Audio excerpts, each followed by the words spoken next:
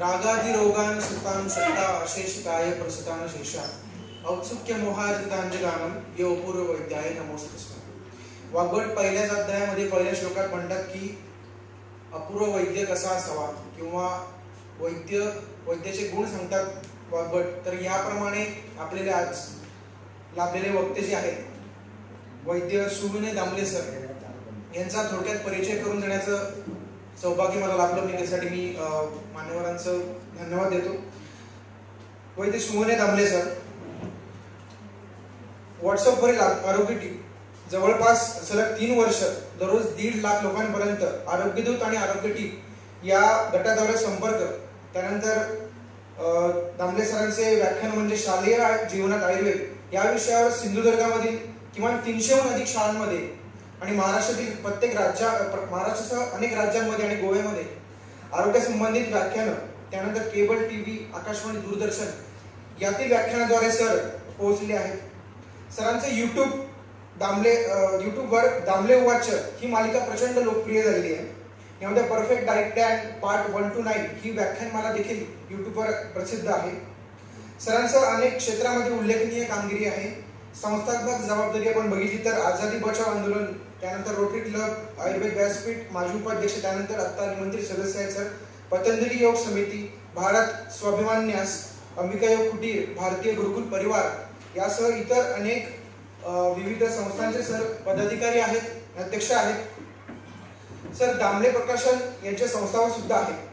सरांचं मार्गदर्शन म्हणजे सरांनी महाराष्ट्र आणि महाराष्ट्राबाहेर शिखर परिषदा, चर्चासत्र, कार्यशाळा आणि अनेक मार्गदर्शनपर शिबिरांमध्ये व्याख्याने दिलेली आहेत. सर नेहमीच गुरुकुलांचं आयोजन करतात. वैद्यांसाठी गुरुकुल पद्धतीने 5 ते 7 दिवसांपर्यंत निवासी गुरुकुलाचं आयोजन सर गेली 5 वर्ष संपूर्ण महाराष्ट्रात करत आहेत. सरांचा लेखनावर अतिशय चांगला हातखंडा आहे. दैनिक तरुण भास्कर, त्रैमासिक वैद्यराज, ज्येष्ठ पर्व, दैनिक सनातन प्रभात, पाक्षिक, त्यानंतर कुशाग्र सिंधू, नवप्रभात, साप्ताहिक किरात, आयुर्वेद पत्रिका आणि अनेक लेखांमध्ये सामाजिक विषयावर सरांचं लेखन आहे. सरांनी लिहिलेली पुस्तकं म्हणजे आयुर्विजन, मोदकवाला बाप्पा, सण आणि आरोग्य, संस्कृती दर्शन, आरोग्य रहस्य आणि आहार रहस्य, जीवन रहस्य ही अतिशय गाजलेली सरांची पुस्तकं आहेत.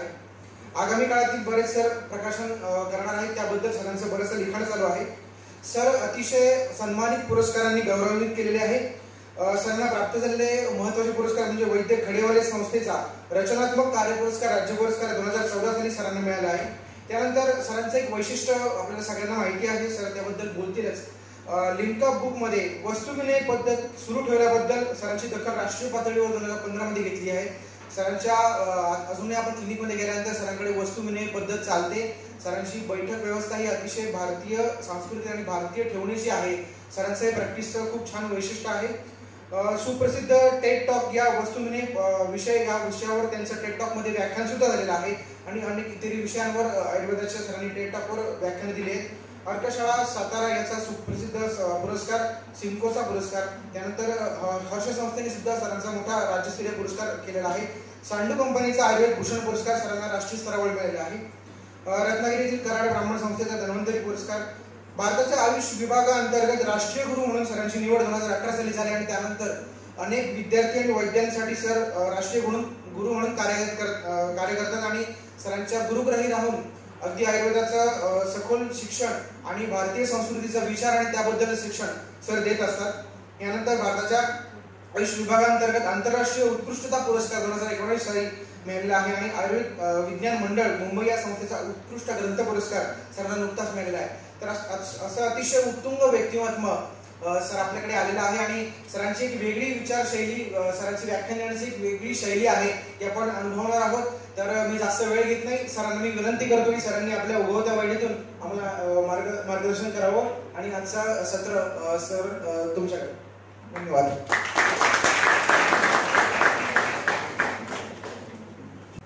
नमस्कार.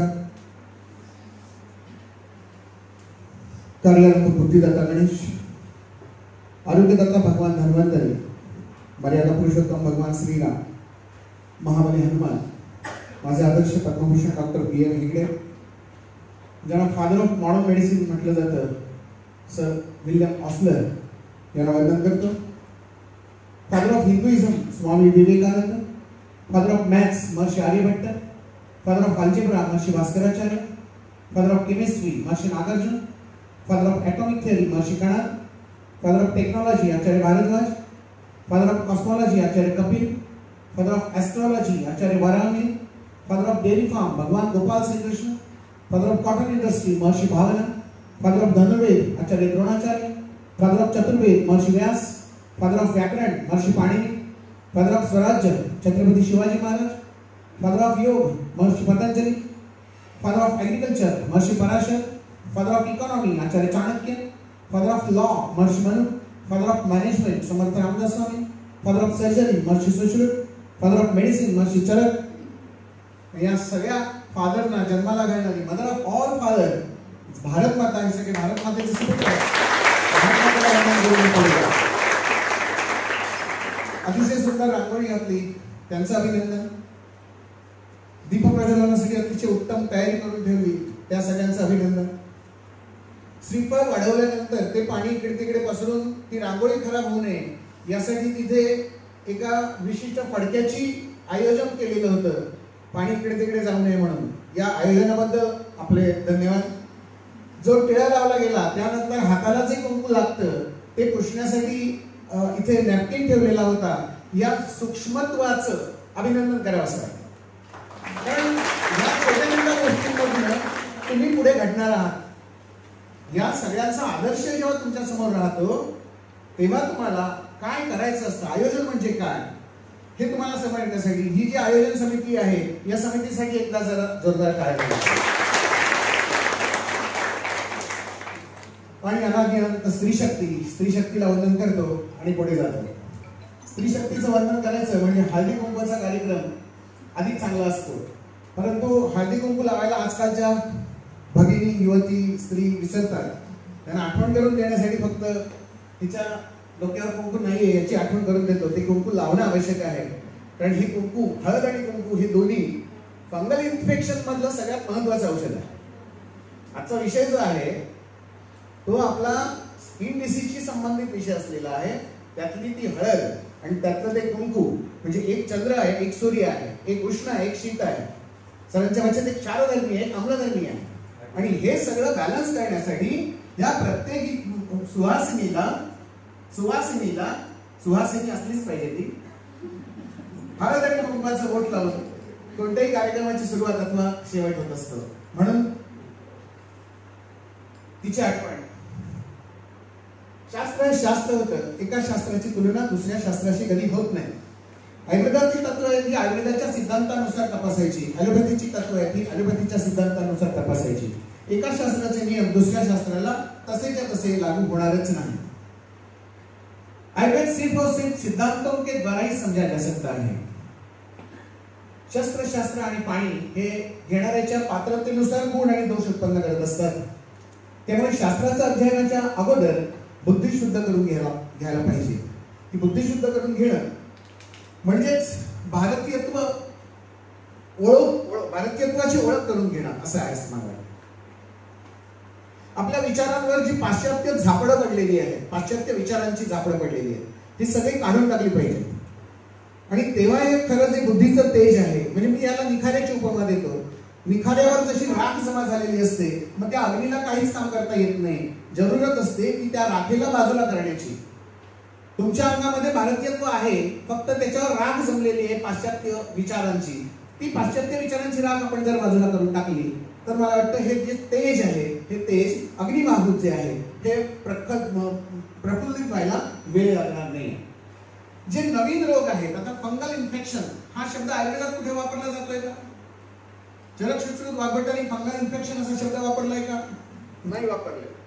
किंवा थायरॉइड असा विषय आमच्या बृहत्त्रयी लघुत्रयी मध्ये कुठे दिसतो का?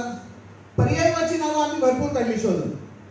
जसं रक्तदाब हा व्याधी आपल्याकडे ग्रंथात कुठेही सांगितलेला नाही. मग त्याचं संस्कृत मध्ये ओढून ताणून रूपांतर करण्यासाठी रक्तदाब विक्षेप बलवृद्धी असं काहीतरी नाव आपण देऊ. परंतु हा आजार मुळात आयुर्वेदात सांगितलाय का? नाही. मग त्याला ओढून ताणून आयुर्वेदात बसवण्याची आवश्यकताच काय? माझ्या आयुर्वेदातलं जे सांगितलेलं आहे तसं त्या गीतेतलं जे वचन आहे, गीतेमध्ये जे आहे ते जगात अन्य कुठेही नाही, किंवा जे गीतेमध्ये नाही ते अन्य जगातही कुठे नाही. तसं आयुर्वेदामध्ये जे सांगितलेलं आहे ते अन्य जगात कुठेही नाही, आणि जे आयुर्वेदामध्ये सांगितलेलं नाही ते अन्य जगात कुठेही नाही. हा जो विचार आहे, हा विचार आपल्याला राबवून पुढे न्यायला पाहिजे. हे जे पॅरामीटर्स आहेत हे कोणी शोधले? तरी सगळे पाश्चिमात्यांनी शोधले. आत्ताच्या काही प्रयोगशालेय पद्धती चाललेल्या आहेत किंवा थिसिस लिहिणं चाललेलं आहे, याचे पॅरामीटर्स वापरले जातात. हे पूर्णपणे ॲलोपॅथी प्रॅक्टिशनर्स जे वापरतात त्याच ट्रायल आपण घेतल्या जातात. आमच्या ट्रायल्स उंदरांवर होतात, आमच्या ट्रायल्स सशांवर होतात, आमच्या ट्रायल्स माकडांवर होतात. त्या उंदरांवर, माकडांवर आणि सशांवर ट्रायल्स करताना त्याच्यातला वातज प्रकृतीचा उंदीर, पित्तज प्रकृतीचा उंदीर असा शोधलाय का आम्ही?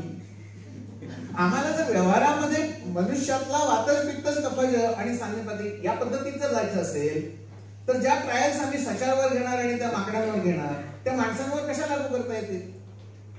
आणि म्हणून मला असं वाटतं की ज्या ट्रायल्स आहेत त्या आमच्या ग्रंथकर्त्यांनी आधीच घेऊन ठेवलेल्या आहेत की तो आगम सिद्धत्वात अनादित्वाच्या तुमचं कर्तव्य एवढंच आहे, जस्ट यूज.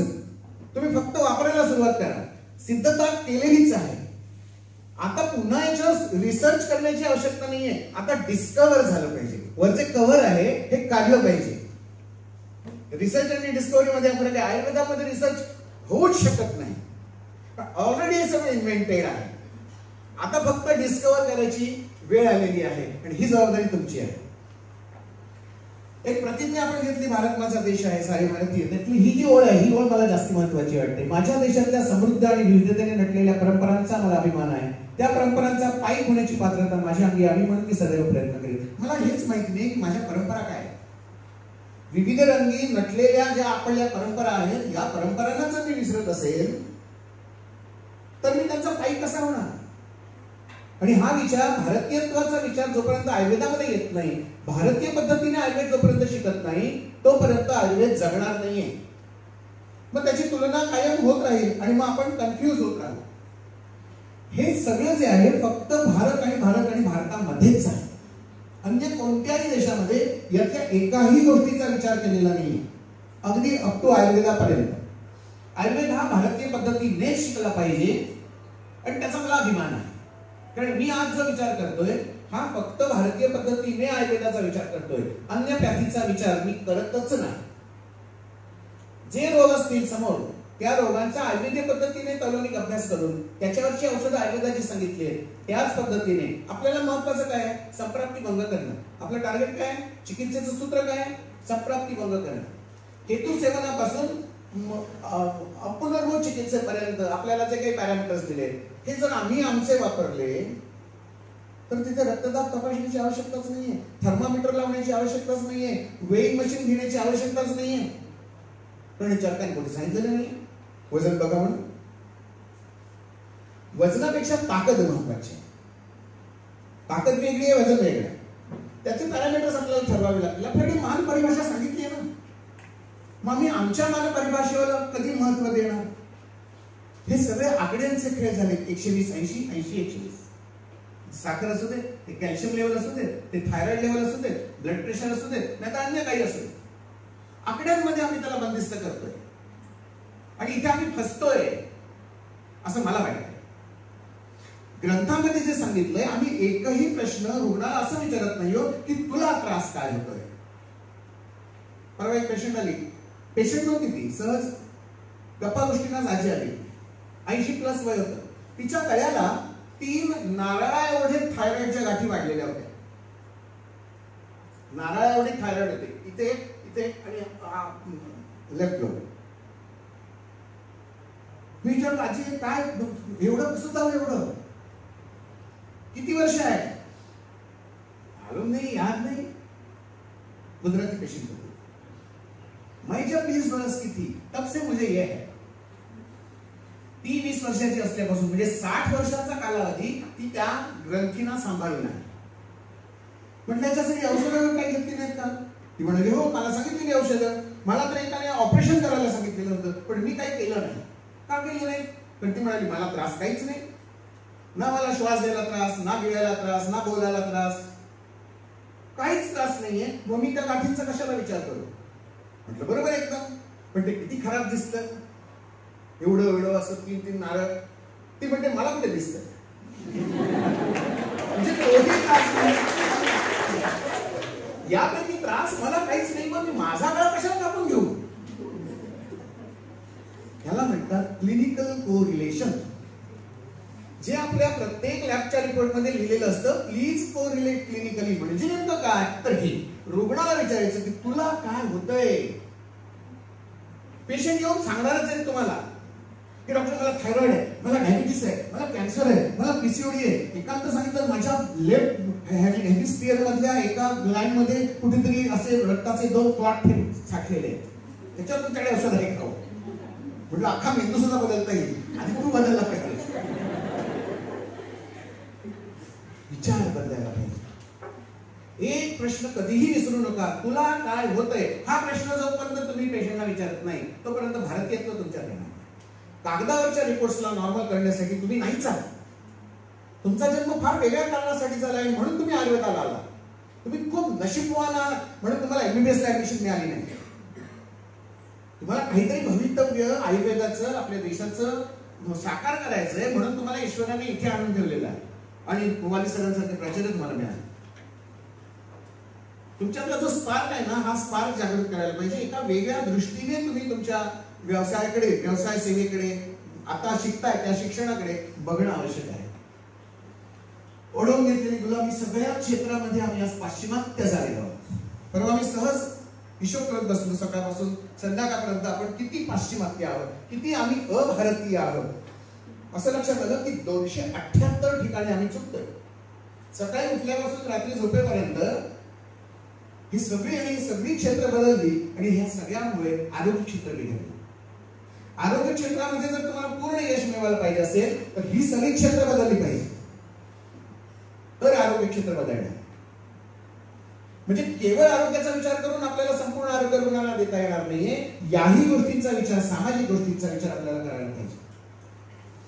त्यामुळे भारतामध्ये काय चाललंय, परदेशामध्ये काय चाललंय, एवढ्या वैश्विक स्तरावर तुमचा विचार पोचला पाहिजे, तर आयुर्वेद तुमच्या घरात जिवंत राहील. भारतीय संस्कृतीने आरोग्य सिद्धांत बदलले आणि आरोग्य बदलून गेलं. भारतीय आरोग्यामध्ये काय सांगितलंय, सिद्धांत काय सांगितलंय, समदोषा समाग्निश्च समधातु मला क्रिया प्रसन्न आत्मा इंद्रिय मन स्वस्थ इत्यादी सगळ्यांचा श्लोक पाठ. व्यवहारात किती वापरतोय? व्यवहारामध्ये आम्ही फक्त समदोषा समाग्निश्च समधातु मला क्रिया एवढंच वापरतोय. आणि याच्यासाठी क्रायटेरिया काय सांगितला, सम सम सम. काय काय सम पाहिजे, दोष सम, अग्नी सम, धातू सम आणि मलक्रिया सम. पण पुढची ओळ जी सांगितली त्याचा क्रायटेरिया ग्रंथकारांनी बदलून टाकला. इथे समत्व सांगितलंच नाही, इथे प्रसन्नत्व सांगितलं. व्हॉट इज प्रसन्नत्व, आणि कोणाकोणाचं, आत्मा, इंद्रिय आणि मन दृश्य दिसतच नाहीये, आणि त्यांची चिकित्सा करायची, त्यांचं प्रसन्नत्व ओळखायचं आहे. ही जबाबदारी तुमची, प्रसन्नत्व ओळखण्याची. कसं मिळणार प्रसन्नत्व, तुला काय वाटतंय याच्याच वरनं समजणार प्रसन्नत्व. I am feeling best, I am feeling better, I am feeling good बोलेल इंग्रजी, पण मला त्याचं प्रसन्नत्व कळतंय. डॉक्टर बरे हा पहिल्यापेक्षा, दिस इज प्रसन्नत्व. हा सकाळी मस्त जाऊ, पोटात साप एकदम, काय गोळी तुमची लागू पडली, प्रसन्नत्व. आम्हाला या प्रसन्नत्वाच्या जागा ग्रंथातल्या शोधून काढाव्या लागणार आहेत. डॉक्टर तुमच्याकडे बोलूनच बरं वाटतं, तुमच्याकडे आलो ना की बरं वाटतं, ते प्रसन्न. जे बाकीच्या दवाखान्यात मिळणार नाहीये ते जर तुम्ही दिलं तर तुमच्याकडे रुग्ण येणार आहेत, नाहीतर तुमच्याकडे पण येणार नाही. जे बाहेर मिळत नाहीये ते तुम्ही द्यायला सुरुवात करा. प्रसन्नत्व द्यायचंय. आयुर्वेदात पुढे सांगितलं, हे खाऊ नका, ते खाऊ नका, ते खाऊ नका, ते खाऊ नका. पथ्य संकल्पना ही युक्ती चिकित्सा आहे. असं कुठे लिहिलंय, आंबट खाऊ नका, तिखट तेल खाऊ नका, आंबट. त्या पुष्पा दिदीच्या सल्ल्यात महाराष्ट्र मधल्या तिथे आंबट तिखट तेलकट बंद करा, आणि आमची औषधं फक्त सवय नाहीये ना. आयुर्वेदात सांगितलंय शरीरच युक्त आहार पाहिजे, 6 चवी पाहिजे जेवणात. मधुर अम्ल लवण कटुतिक्त कशा आहे, विशेषात मधुर रसा, इतकं सांगितलंय. हेच सांगितलं ना, आता तेच सांगितलं. एक रसाभ्यास झाला तर तुम्हाला दौर्बल्य येणार आहे. तसं एक रस जर कमी करत असाल तरी सुद्धा दौर्बल्य येणार आहे, हा दुसरा भाग सुद्धा लक्षात ठेवायचा. नाही मग मला गोड डायबिटीस आहे ना, पण मी गोड बंद करून टाकतो. मला ऍसिडिटी, मग मी आंबट बंद आणि तिखट बंद करतो. रक्तदाब सांगितला मला, म्हणून माझं मीठ बंद झालं. म्हणजे 6 चवीतल्या 5 चवी इथेच गायब. आवडत नाही म्हणून कडू खातोच मी, राहिली तुरायचं. कसं होणार पोषण? सर्व धातूंचं सारत्व जर यायला पाहिजे असेल तर आहार षड्रस युक्तच पाहिजे. त्यामुळे मी माझ्या सगळ्या पेशंटला सांगतो, काहीही पथ्य करायचं. पहिला आरोग्य डॉक्टर असेल, काही पथ्य करू नका असं सांगणार आहे. काही पथ्य करायचं नाही, फक्त निसर्गाचा नियम ओळखायचा. सूर्योदय ते सूर्यास्त या 12 तासात खायचं, सूर्यास्तानंतर खायचं नाही, सूर्योदयापर्यंत. एकमेव पथ्य जर पाळलं, एकमेव पथ्य पाळलं, सगळे स्किन डिसीज हातात येतात. औषधं तुम्ही द्या, गुगुळ वापरा, कोणताही गुगुळ वापरला तरी रिझल्ट येणार. तुम्ही ज्या विश्वासाने देता ते विश्वास काम करत असतो. माझे प्रसन्नत्व येण्यासाठी तुमचा विश्वास आणि तुमची देहबोली पण महत्वाची असते. मग हे औषध घेऊन बघ, आला गुंतर आला, नाहीतर मग औषध बदलूया, नाहीतर मग गोमन देऊया, नाहीतर मग विरेचन देऊया, असं जर तुम्ही बोटांवर टेपा लावायला लागला तर ह्यालाच खात्री नाही, मग मी यांच्याकडे कशाला औषधे घेऊ. मी सांगतो एवढंच घ्यायचंय, पुढे काय करायचं ते मी तुला 15 दिवसात सांगतो. आता 15 दिवसासाठी तुझ्यासाठी ही चिकित्सा आहे. तू आतमध्ये जाऊ नकोस, तुला आत काय होतंय हे तू मला सांग, मी बाहेर काय द्यायचं मी ठरवेन. 2 भाग वेगळे आहेत, शरीर वेगळं आहे, मन वेगळं आहे. त्याला आतमध्ये काय चाललंय त्याला कुठे माहिती आहे? धातूंची अवस्था काय शरीरात, दोषांची अवस्था काय शरीरात, त्याला माहिती नाही. It is none of your business. ते मी बघतो, यासाठी तुम्हाला पैसे देणार आहेस. ह्याचं धातुगामित्व कुठे आहे, ते अलोश्वेता वेरोमा यामध्ये फंगस इन्फेक्शन कुठच्या धातूपर्यंत पोहोचले मी बघतो ना. तुला काय खाजवायचंय ना, खाजव ना, तुला खाजव खाजव, एवढंच काम. रक्त येईपर्यंत खाजवावं असं वाटतं, रक्त येऊन गेल्यानंतर प्रसन्न वाटतं. म्हणजे ही जी त्याची इच्छा निर्माण झाली आतनं, ती त्याच्या इंद्रियाने निर्माण केली. सुख कशात आहे? खाजवण्यामध्ये आहे. स्किन डिसीज मध्ये सगळ्यात सुख आहे. औषध जाऊ दे, खाजवल्यानंतर सुद्धा जर बरं वाटतंय मग औषध कशाला पाहिजे हो? बरोबर आहे ना माझा मुद्दा? मला नेमकं काय करायचं आहे हे एकदा ठरलं पाहिजे. जागतिक आरोग्य संघटनेने सुद्धा एक सांगितलंय, शारीरिक, मानसिक, आध्यात्मिक, सामाजिक एक भाग आणखी जोडून दिला. Wellbeing, not merely absence of disease. आजची व्याख्या ती बदलली. आजची आरोग्याची व्याख्या बदललेली आहे. आजची व्याख्या अशी झाली आहे की सगळे आयुष्यभर गोळ्या खाऊन जगायचं आणि सगळे रिपोर्ट्स नॉर्मल ठेवायचे म्हणजे आरोग्य. तुमच्या थायरॉइड लेवल किती आहे, तुमचं हिमोग्लोबिन कमी झालं, तुमचं कॅल्शियम किती कमी आहे ते वाढवायला पाहिजे. ही शुगर किती वाढली ती कमी करायला पाहिजे. म्हणजे हे जे काही वाढलं आणि कमी करणं ना, म्हणजे मला गोष्ट आठवते, 2 बोके, एक लोण्याचा गोळा, एक माकड आणि एक ताज. असंच चाललंय. रिपोर्ट नॉर्मल करतायत फक्त, पेशंट नॉर्मल कधी करणार? गेली 10 वर्ष डायबिटीस आहे, गेली 10 वर्ष थायरॉइडची गोळी खातोय, 25ची होती मग 75ची झाली, आता 100ची घेतोय. अरे पुढचं 50 वर्षांचा आयुष्य विचार कर. तू गेल्या 10 वर्षांचा विचार करतोयस, गेल्या 10 वर्षांचा विचार करूच नकोस. आता पुढच्या 50 वर्षांचा विचार करायची वेळ आली. पेशंटला मी हेच सांगतो, कन्व्हिन्स कसं करायचंय पेशंटला, सगळ्यात महत्वाची ही की आहे. गेलेल्या 10 वर्षांचा विचारच करू नकोस. गतम न शोच्यम आयुर्वेदात सांगितलंय, भारतीय इतिहास एक सांगतो, गेलेल्याचा विचार करू नका, पुढे काय येणार आहे त्याचा विचार करा. उरलेली 50 वर्ष तुझ्या हातात आहेत ना. आता मी सांगतो तसं मला एवढ्या कॉन्फिडेंटली जर आपण सांगितलं तर रुग्ण ऐकतात. तुम्ही त्याला रोज सकाळी शेण खायला आणि रात्री गोमूत्र प्यायला सांगितलं तरी पेशंट करतो. फक्त तुमच्याकडे तेवढ्या कॉन्फिडेंटली सांगण्याचं धाडस तुमच्यात हवं. करून बघूया असा शब्द कधीच वापरायचा नाही. येस हेच पाहिजे, हेच करायचं असं जेव्हा आपण सांगू तेव्हा आपण निश्चितपणे रुग्णापर्यंत हे प्रसन्नत्व जे आपल्यात आहे ते पोचवत असतो. आमच्याच कपाळाला आठे असणार, अरे बापरे आता कधी बरा होणार आहे. मग त्याच्या मनात शासनकता दाखवून आहेच. जीवन पद्धत बदलली, आहार बदलला, रोग वाढले, शारीरिक, मानसिक, आध्यात्मिक आणि सामाजिक स्तरावरचे रोग वाढले. जसा रोग आहे तसं तिथे पोहोचलं पाहिजे. जर त्याचा हेतू शारीरिक असेल, औषध शारीरिक पाहिजे. जर चिकित्सा तशी पाहिजे. आणि अपुनर्वर पण तसंच राहिले. मला आध्यात्मिक आणि मानसिक मधला फरक तुम्हाला सांगायचा. शारीरिक तुम्हाला माहिती आहे, सगळे अगदी ऍडमिशन घेतली तेव्हापासून तुम्हाला शरीर कळायला लागले असा पण वेळ. मानसिक आणि आध्यात्मिकचा प्रश्न आहे. मानसिक रुग्ण कसे ओळखायचे आणि आध्यात्मिक पासून ते वेगळे कसे करायचे, हाच तर मुख्य पिढा आहे हा इथला. साधी एक टेस्ट सांगतो. आपल्याकडे सगळी दर्शन परीक्षा इतकी सुंदर सांगितली. हातावर इथे फंगस इन्फेक्शन असल्यासारखं रुग्ण लक्षण सांगत नाही, कारण त्याला त्याचा कधीच त्रास नसतो. डाव्या हाताच्या कोपऱ्याच्या वर हा जो एरिया आहे, माझा हात जिथे फिरतोय तिथे काळ्या रंगाचा डाग असतो किंवा छोट्या छोट्या मोहरी एवढ्या पुळ्या असतात, ज्या फक्त डाव्या हातावर असतात, उजव्या हातावर असत नाही. आणि त्याचंच बुक पिक्चर म्हणून गुडघ्याच्या वरच्या बाजूला पुन्हा एक काळा डाग असतो.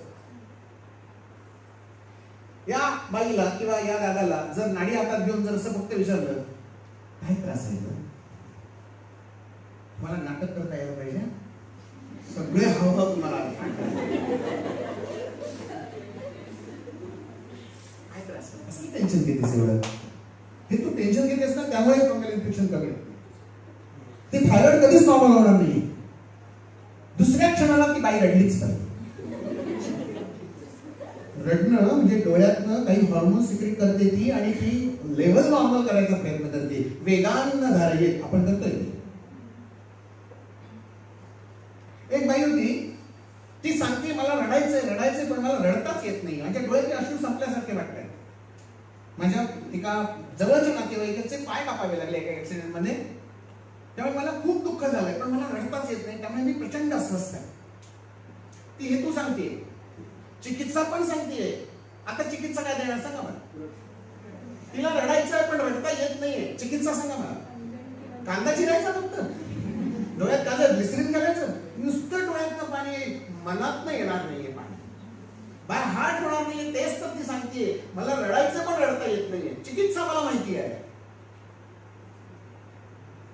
इथे नुसतं आयुर्वेद काम करत नाही, अप्लाइड आयुर्वेद संमोहनशास्त्राचा वापर करून मनावर चिकित्सा करून मनात शिरून मनातले दोष बाहेर काढून टाकले. त्या क्षणापासून इतकी जोरात रडली बाई, म्हणजे बाजूच्या दुकानात ते सगळे बघायला आले, कोण गेलो की काय एवढी तर आपल्याला ह्या सगळ्या योगशास्त्र आहे, संमोहनशास्त्र आहे, अध्यात्मशास्त्र आहे, यांचा सगळ्यांचा अभ्यास केला पाहिजे. केवळ एका शास्त्रावर विसंबून राहून चालत नाही. जसं केवळ एकच व्यवसाय करून पोट भरत नसतं, त्याला दुसरा आणखी एक सप्लिमेंटरी व्यवसाय करावाच लागतो. तसं फक्त आयुर्वेदामुळे पोट भरणार नाहीये. आणि हे आपल्या ग्रंथकर्त्यांनी सांगितलेलं आहे की केवळ एका शास्त्रावर अवलंबून राहू नका, एका वेळेला अनेक शास्त्रांचं नित्य श्रवण करा आणि अप्लाय कृतीत आणा, मग तुम्हाला परिणाम मिळणार. आणि मी करतोय. रोग कसा होता याचा मुळातून विचार करायचा, ते कारण निश्चित करायचं म्हणजे खरी चिकित्सा. शरीरातील कमी झालेली घटकद्रव्य वाढवणं आणि वाढलेली कमी करणं म्हणजे ट्रीटमेंट नाहीये. ही ट्रीटमेंट नाही. आजचा माझा विषय आहे जीवनशैली. त्याच्यामधले 2 भाग मला तुम्हाला कव्हर करायला सांगितलेले आहेत, फंगल इन्फेक्शन आणि थायरॉइड. आता या दोघांचाही आयुर्वेदानुसार जीवनशैलीशी कसा संबंध आहे हे आपण मध्ये बघणार आहोत. तुम्हाला एकही स्लाइड म्हणजे थायरॉइडवर दिसणार नाही, पण तुम्ही थायरॉइड नक्की बरी करू शकणार. असे भाग मी तुम्हाला सांगणार आहे की ज्यामुळे तुमच्याकडे आलेल्या पेशंटचा थायरॉइड नॉर्मल होणार, रिपोर्ट्स पण नॉर्मल होणार आहेत. म्हणजे आपल्याला आता 2 पद्धतीने रुग्णाला नॉर्मल करायचं. एक रिपोर्टवर कागदावर कागदोपत्री आणि एक रुग्णाला प्रत्यक्ष, असे नॉर्मल करता येतील. किंवा स्किन इन्फेक्शन जे आहे कोणत्याही प्रकारचं, ते टिनिया असू देत, बिनिया असू देत, खिनिया असू देत, काही असू देत, नाव इंग्रजी वाटेल तेवढे देत. मला पेशंटची खाज कमी करता येते का, तिथला काळा डाग कमी करता येतोय का, वरचं स्कॅल्पिंग कमी होत आहे का, परत येणार नाहीये ना, एवढं बघितलं की संपला विषय. औषधं कुठची तुमच्या घरातली औषधं तुम्ही वापरू शकता. औषधही अत्यंत दुय्यम आहेत. औषध कोणतंही वापरा, मी मगाशी म्हटलं कोणतंही. मी माझ्या दवाखान्यात 3 औषधं प्रामुख्याने वापरतो. लघुसूच्छेदक, एरंडवृष्ट हरितकी आणि तिसरं औषध ही सिम्पटमॅटिक वापरतो. मग तिथे स्वायंभूव गुळगुळी येईल, कधीतरी वंगभस्म येईल, कधीतरी योगरज गुळगुळी येईल, किंवा कधीतरी आणखी एखादं सिरप, कप सिरप. बस संपली ट्रीटमेंट. 4थ्या औषधाची गरज नाही. धातुगतावस्था बघून हवामान विरेचन मस्ती रक्तमोक्षण करायचं की नाही ठरवा. रक्तमोक्षण करायचं की नाही रुग्णच तुम्हाला सांगतो. रक्त काढल्याशिवाय बरंच वाटत नाही. अरे ही अवस्था रक्तमोक्षणाची आहे, तू नको बस्ती घेऊस, तू नको म्हणून ठरवूस. पहिल्यांदा रक्तमोक्षण. दर 15 दिवसांनी रक्तमोक्षण सांगितले आपल्याकडे. कोणताही स्किन इन्फेक्शन असू दे, पहिल्यांदा रक्तमोक्षण करून टाका. खाज लगेच कमी झाली. कुठच्याही हाताचं करा, या हाताचं करा, या हाताचं करा, इकडचं करा, इथलं करा, पायाचं करा, कुठूनही रक्त बाहेर आलं पाहिजे. चळू लावा, अलाकू लावा, शृंग लावा, रक्त बाहेर येऊ दे. आणि रक्त बाहेर आलं की रुग्णाला बरं वाटतं. आता हे जे स्कॅनिंग आहे पित्तज प्रकारामधलं आहे, पित्ताच्या काळामध्ये येणार आहे. कामदुला वापरलं, लघुसूचिका वापरलं तरी चांगलं काम होणार. नखं कुजलेली, मग अशी स्लाइड दाखवली. मी काय वापरतो ते मी तुम्हाला सांगतो. या अशा नखांना टंकण भस्म तुपातनं कालून लावायचं, मस्त काम होतं. साधं टंकण भस्म, चिमूटभर पावडर, त्यांच्याकडच्या डायड्यात वापरली तरी चालते. नरप्रभू सरांचा फार्म्युला डायडा वापरा. तिथे तरी कशाला गावठी तूप आणि 3000 रुपये किलो गाईचं तूप वापरायचं, बाहेरच लावायचं ना. ते वापरा ना डायडा, प्राणीजच आहे ना. आमच्याकडे सांगितलंय ना मेल वनस्पती तूप म्हटलं जातं. वनस्पती तूप नाहीये डायडा म्हणजे, प्राणीजच आहे. त्यामुळे तेल तूप वसा मज्जामधली बाकीची वसा आणि मज्जा आम्ही वापरायची कधी इथे वापरू शकतो. पोटात घेण्यासाठी नाही कधी वापरायचं, परंतु बाहेरनं अप्लाय करायला खूप छान आहे. टंकण भस्म आणि ती डायडा अमृतांजनच्या रिकाम्या वाटली भरा, बोटाने ढवळा, 100 वेळा फिरवा बोट, उलट सुलट सुलट उलट की मलम तयार झालं. हे मलम जे आहे हे मलम सगळ्या नखांना रोज रात्री लावा. 15 दिवसात बरं. आधीचा एक फोटो काढून ठेवा, नंतरचा फोटो तुमच्यात तुम्ही काढा. बिफोर ट्रीटमेंट, आफ्टर ट्रीटमेंट फरक पडला पाहिजे, तो इथे समजतो. खूप चांगला रिझल्ट येतात. पोटात औषधं मगाशी सांगितलेलंच आहे, त्याच्यात मी आता जात नाही. फंगल इन्फेक्शन, सर्जरस मलम अतिशय चांगलं काम करतं. सर्जरस मलम कसं तयार करायचं लिहिलेलं आहे. 1-1-4-16 असा फॉर्म्युला आहे त्याचा. तुरटी 1 भाग, मोरचूर 1 भाग, राळ, पांढरी राळ आणि तीळ तेल. आता तीळ तेलाच्या ऐवजी जर तुम्हाला स्पेसिफिक स्किनसाठी वापरायचं असेल निंब तेल वापरा, नाहीतर करंजचं तेल वापरा. आता निंब कधी वापरायचं आणि करंजचं कधी वापरायचं. मी कोकणात राहतो.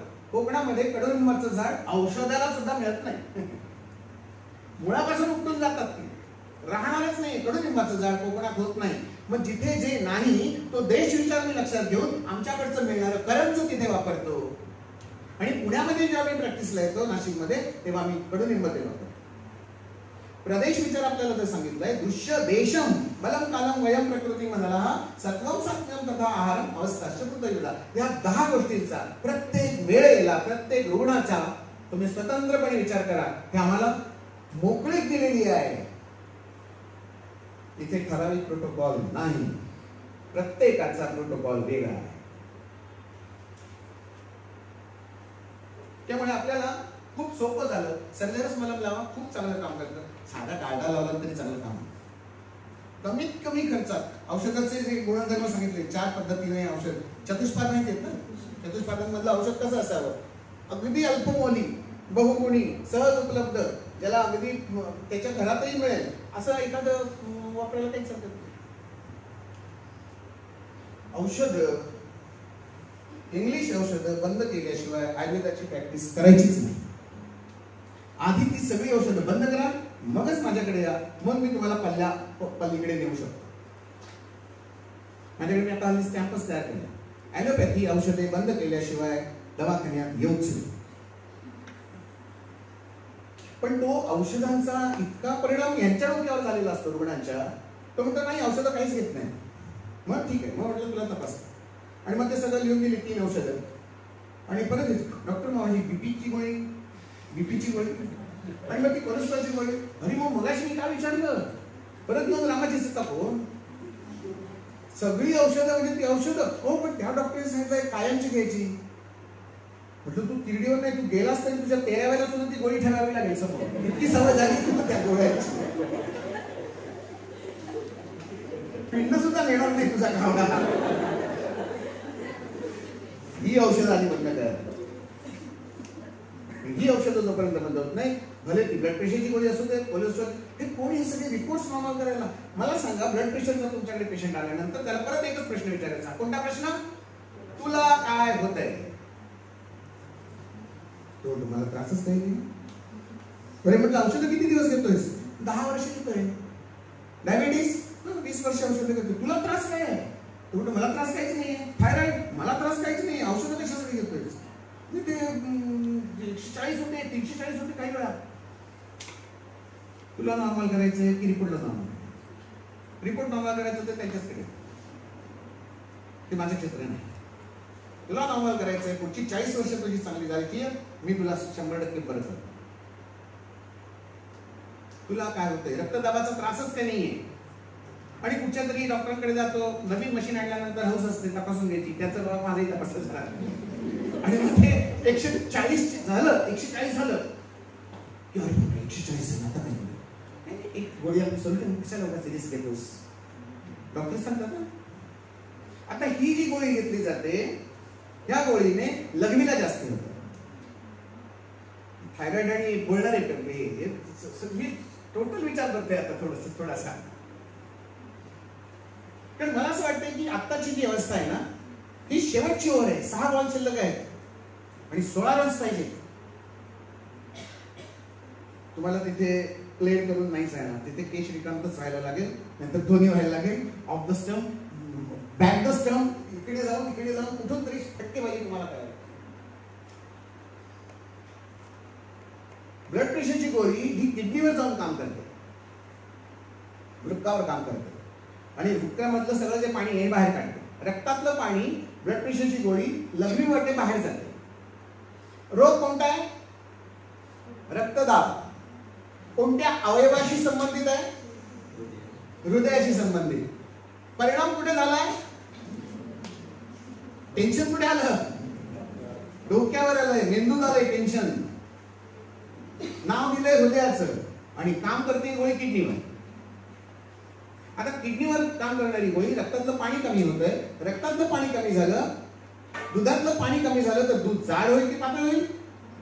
जाड होईल. रक्तातलं पाणी कमी झालं, रक्त जाड होईल की पातळ होईल? जाड होईल. आता रक्त तुमचं जाड झालं, आता काय करूया? आता रक्त पातळ करणारी गोळी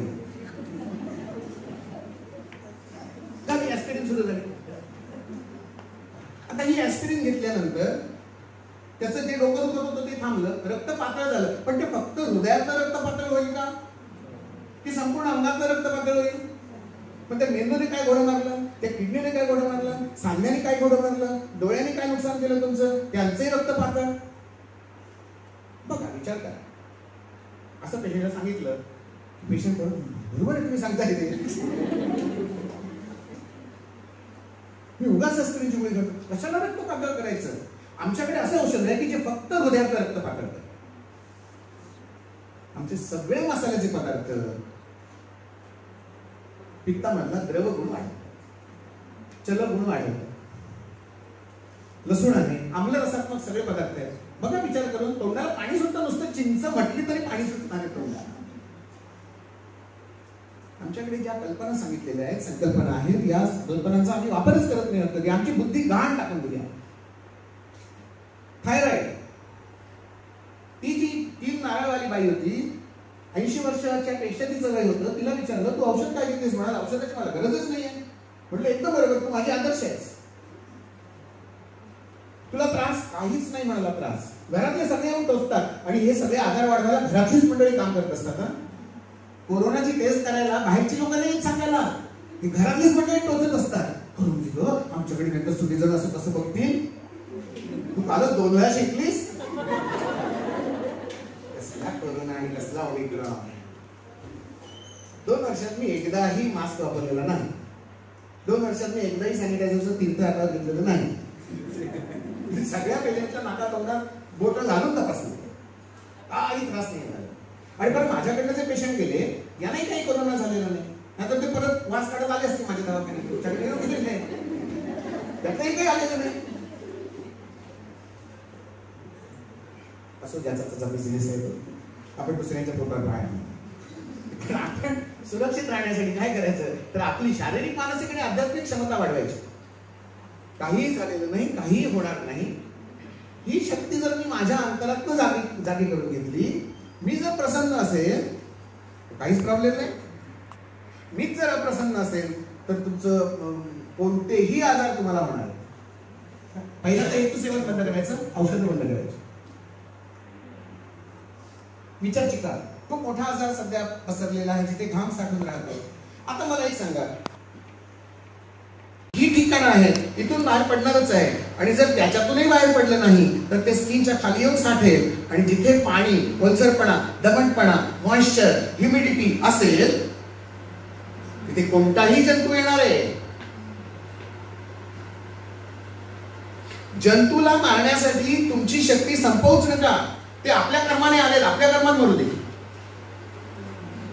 पुन्हा एक गंमत सांग, माझं शरीर माझ्यासाठी मला न विचारता आतून जे बदल करतं ते माझ्या फायद्यासाठी असतं.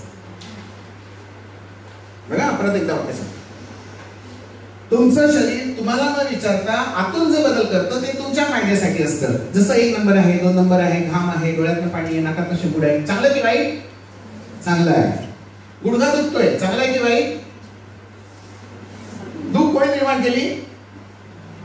शरीराने निर्माण केली. आता शरीर म्हणजे फक्त शरीर, स्थानिक शरीर नाहीये ते. त्याच्या मागे मन आहे, आत्मा आहे, इंद्रिय आहे, कर्मेंद्रिय आहे, अवयव आहे. यांचा विचार कधी करणार?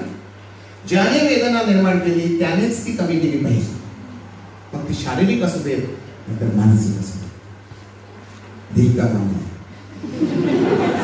ज्याने माझं मन दुखवलेलं आहे त्याने मला सॉरी म्हणेपर्यंत मी त्याच्याशी अजिबात पडणार. प्रतिनिधी नको मला. त्यांनी माझा 4 चौघात अपमान केलाय ना, त्याने येऊन सॉरी म्हटलं पाहिजे. तू का म्हणतेस सॉरी? प्रतिनिधी येतो ना कोणीतरी माझा, त्याने सॉरी म्हटलं की मी परत पहिल्यासारखी वाढेल. गुडघ्याची दुख ज्याने निर्माण केली त्यानेच ती कमी केली पाहिजे. तो तुम्हाला सांगतोय की आतमध्ये काय पाहिजे, तिथलं वंगण कमी झालेलं आहे, वंगण पाहिजे, ते वंगण पुरवा. फक्त ते वंगण जर दिलं तर घर्षण कमी होईल, लुब्रिकेशन कमी वाढेल, स्निग्धत्व वाढेल, आणि शूल तोच कमी करणार आहे ज्याने शूल दिला. मग आम्हाला गुगल वापरण्याची पण आवश्यकता नाही. त्याला रेस्ट पाहिजे, शरीर सांगते त्याला विश्रांती द्या. हा पण एक वेग आहे असं म्हणूया ना आपण. वेदना हा देखील एक वेग आहे असं समजून बघा. वेगान न झाले, न प्रवृत्त आहेत. मग जर वेदना दिली, सहन करा. काहीतरी चुकलंय म्हणून वेदना झाली, काय चुकतंय तिथपर्यंत जा, मुळापर्यंत जा. डोकं दुखतंय, कशामुळे दुखत असेल? एकतर डोळा, कान, मान, केस, विचार काहीतरी असेल, किंवा पोटातलं पित्त पण असेल. एका वेळेला 6 विषय तुमच्या डोक्यात आले पाहिजे डिफरन्शियल डायग्नोसिस. मग बघा, लघुसूचिकडे घेऊन पित्त कमी होतंय का? वमन करून कफ कमी होतंय का? डोळे रंजन करून डोळ्यांचा प्रॉब्लेम कमी होतोय का? कर्णपुरण करून. मग अशी यांनी सांगितलं तसं. हे जे डॉक्टर सांगतात काना नाकात तेल घालू नका, लहानाचे मोठे हे सगळे काना नाकात तेल घालूनच झालेले आहे. आता त्यांना शिंग फुटली ॲलोपॅथीची म्हणून ते सांगतात की ह्याचं काहीच करू नका. त्यांचं डायग्नोज झाल्यात जे जिरतं, आणि आमची हळद आणि तेल मात्र जिरत नाही. फसवणं खूप सोपं असतं. फसवणाऱ्याला कसे फसवतात? फसवणाऱ्यापेक्षा आपण हुशार व्हायला पाहिजे, मग आपण फसलं जाणार. एवढी बुद्धी किमान आपल्याकडे पाहिजे. हा सहन होत नाही. जिथे पाणी जास्ती आहे, जिथे घाम जास्ती आहे, तिथे तो शोषला गेला पाहिजे. मग तिथे काय करायला पाहिजे? वृक्षण करायला पाहिजे. मग तिथे ड्राय पावडर डस्टिंग करा ना, तिथे लावा ना, उठणं. तिथे अंगाला खूप घाम येतोय, साबण कशाला लावताय? साबण बंद करा. हेतू सेवन बंद करा. काय होते साबणाने? वात प्रकोप होते, स्किनशी संबंधित आहे. साबण जोपर्यंत बंद करणार नाही तोपर्यंत तुमचा आजार बरा होणार नाही. नाही मग मी तो लिंबू असलेला आणि कडुलिंबू असलेला गोदरेजचा साबण बेसनाचा सुद्धा आहे. ओरिजिनल बेसनच का नाही वापरत? मग ओरिजिनल कडुलिंबच का नाही वापरत? किंवा लिंबाची साल का नाही वापरत? दूध का नाही वापरत? दही का नाही वापरत? वापरा ना. आम्ही देवाला पंचामृत स्नान घालतो. दुग्ध स्नान समर्पयामी, मधु स्नान समर्पयामी, शर्करा स्नान. कशासाठी सांगितले देवाला? देवाला नको हे. देवाच्या माध्यमातून देहाचं रक्षण आहे. विदाऊट केमिकलची आंघोळ आहे. साबणाने आंघोळ घाला असं कुठच्याही भटजी अजून सांगत नाही. साबणाच्या पाण्याची आंघोळ घाला. जे जे देवासाठी ते ते देहासाठी. अंतरात्म्याची शुद्धी होणं आवश्यक आहे. मी जे औषध वापरतोय हे माझं अंतर्बाह्य शुद्धी करणार आहे, हा भाव मनात ठेवायचा, मगच पाणी काम करणार. जिथे पाणी जास्ती आहे तिथनं पाणी बाहेर काढा. साधी सोपी चिकित्सा सांगतोय, फार डोक्याला शॉर्ट लावू नका. पाणी जास्ती आहे शोषून घ्या, त्रिफळा चूर्ण वापरा. साधं त्रिफळा चूर्ण अवचूर्णनासाठी वापरा. हिरड्याचं चूर्ण टाका, आहे होणार कमी. कडुलिंबाची पावडर टाका, होणार कमी. कोणत्याही कंपनीची गस्टिंग पावडर जे काही असेल ती टाका. धूपन करायचंय ना, कशाला उगाच विकतची औषधं आणताय? तुमच्याकडची एक्सपायर झालेली सगळी चूर्ण आणि गोळ्या कशासाठी आहेत? त्या धूपनासाठी आहेत. फुकट घालवायचं नाही, एकही औषध फुकट घालवायचं. जी चूर्ण आहे पाण्यात कालवा. वॉसपीस आहे, वॉसपीसला लावा, त्याच्या वरती तयार करा. टेबलावरती वरती तयार करायची, पाळवायची उन्हात, एका बाजूने पेटवायची. समोर घेताना फक्त सांगायचं की धूमावरती आहे, धुम्रवरती नाही. नाक कान घसा जाऊ दे. कानाला अतिशय चांगल्या पद्धतीने मी सांगतो, पेटलेली धूमवरती जी आहे ही तिथे खाली ठेवायची. कागदाचा लोक करायचा, चण्याची पुडी तयार करायची, ती त्याच्यावर ठेवायची आणि कान आपला आडवा करायचा. यंत्रबिंत्र पण घेण्याची काही गरज नाही, साध्या सोप्या पद्धतीने होते. पूर्वी आजी धूपन करायची. लहान मुलाचं पोट जर दुखायला लागलं तर आजी धुरीवर ओवा घालायची आणि त्या ओव्यावर आपलं तोंड उघडं ठेवायची, आ करून द्यायची. तो धूर तिच्या तोंडात जायचा आणि तो धूर ती बाळाच्या पोटावर फुंकायची. हे धूपन नाही का झालं? हे यंत्र या शरीरासारखे दुसरे यंत्र नाही. कुठच्याही यंत्रांच्या मर्यादा ज्या आहेत त्या आपण लक्षात घेतल्या पाहिजे. मग ते बीपी आपल्याला असू देत, ते थायरॉइड चेक करणार असू देत, त्या सगळ्या रिपोर्ट्सवर तिथे मागे लिहिलेलं असतं की या सगळ्या यंत्रांच्या काही मर्यादा आहेत, त्या मर्यादा तुम्ही ओळखा असं लिहिलेलं असतं. आणि सगळे पॅथॉलॉजिस्ट जे असतात नाही, सगळे थापालॉजिस्ट असतात. सगळे थापालॉजिस्ट ते कधीही स्पष्टपणे कुठचाही रिपोर्ट देत नाही. माइंड असा शब्द प्रोबॅबिली सस्पेक्ट ऑफ असं क्वेश्चन मार्क काढून ठेवतात. वाटताना वाटतं चुकून टायपिंग मिस्टेक असेल. सगळा शोध आहे याच्यामध्ये. या शरीरासारखे यंत्र नाही, हा सगळ्यात महत्वाचा सिद्धांत आपण लक्षात ठेवायचा. आणि आपल्याला ज्या दशरथी परीक्षा दिल्या त्या आयुर्वेद सोडून तुम्ही बाहेर जाऊ नका जिब्बात, की तुम्हाला सगळी उत्तरं मिळत जातील आणि काय काय करायचं शरीर तुम्हाला सांगा. मग हेतू सेवनामध्ये आणखीन एक महत्वाचा भाग, पाण्याचा इंटेक कमी करणं. पाणी कमी प्या. कधी प्यायचं? तृष्णा असेल तरच. तृष्णा हा वेग पण आहे, तृष्णा हे लक्षण पण आहे आणि उपद्रव पण आहे. हे ओळखता आलं पाहिजे. यासाठी तुम्ही वैद्य झाला. छर्मी हा रोग आहे की लक्षण आहे की उपद्रव आहे हे तुम्हाला समजण्यासाठी तुम्हाला ज्ञान दिलेलं आहे. अभ्यासासाठी त्याचे वातज पित्तज कफज असे प्रकार केलेले आहेत. अभ्यासासाठी वायूचे 5 प्रकार केलेले आहेत. ह्याच्यातला वरचा प्राणवायू हा पांढऱ्या रंगाचा आणि असं नाहीये ना, रंग बदलत नाहीत ना कुठेही. तुम्हाला असे डिमार्केशन लाईन दाखवता येईल, इथे प्राण संपला, इथे उड्डाण सुरू झालं, इथे अपान असं नाहीये. आयुर्वेद हा समजून घ्यायचा आहे की हे सगळं एकच आहे. नदी एका ठिकाणी उगम पावते आणि समुद्राला एका ठिकाणी जाऊन मिळते. प्रत्येक गावात तिचं नाव वेगळं आहे. तसं वायू संपूर्ण शरीरात फिरतोच आहे. तो जिथे वरच्या भागात जास्ती आहे त्याला प्राण म्हणतात, बाहेर पडणाऱ्याला उडान म्हणतात. समानो अग्नी समीप असतात, अपानो अधोमार्गाने जाणार, तो अपान म्हणतो त्याला आपण. अभ्यासासाठी आहे, अभ्यास वेगळा आणि व्यवहार वेगळा. तुम्ही कन्फ्युज कुठे होताय? व्यवहारात कसं वापरायचं हे तुम्हाला कळत नाही, मग तुम्ही कन्फ्युज होताय. त्यामुळे त्या नावामध्ये अडकू नका. आणि आपल्याकडे हे पण सांगितलंय की त्याला नाव काय द्यायचं रोगाला? नको, रोगाला नाव द्यायची आवश्यकताच नाहीये. गुलाबाच्या फुलाला जास्वंद म्हटलं म्हणून गुलाबाचा वास कमी होईल का? नाही. त्याला दद्रू म्हणा, त्याला आणखीन सिद्ध म्हणा किंवा आणखीन दुसरं काही नाव द्या. खास कमी करणं आपल्याला महत्वाचं आहे. नाव काही असू देत. मुलीचं नाव लक्ष्मी आहे, लग्नानंतर तिचं नाव पार्वती ठेवलं म्हणून लक्ष्मीचे गुण बदलतात का? नाही कळत. मुळात झालेली सर्दी आहे, तिचं नाव कोरोना ठेवलं म्हणून सर्दी बदलणार का? एकच आहे. औषध घेतलं तर आठवडा, नाहीतर 8 दिवस.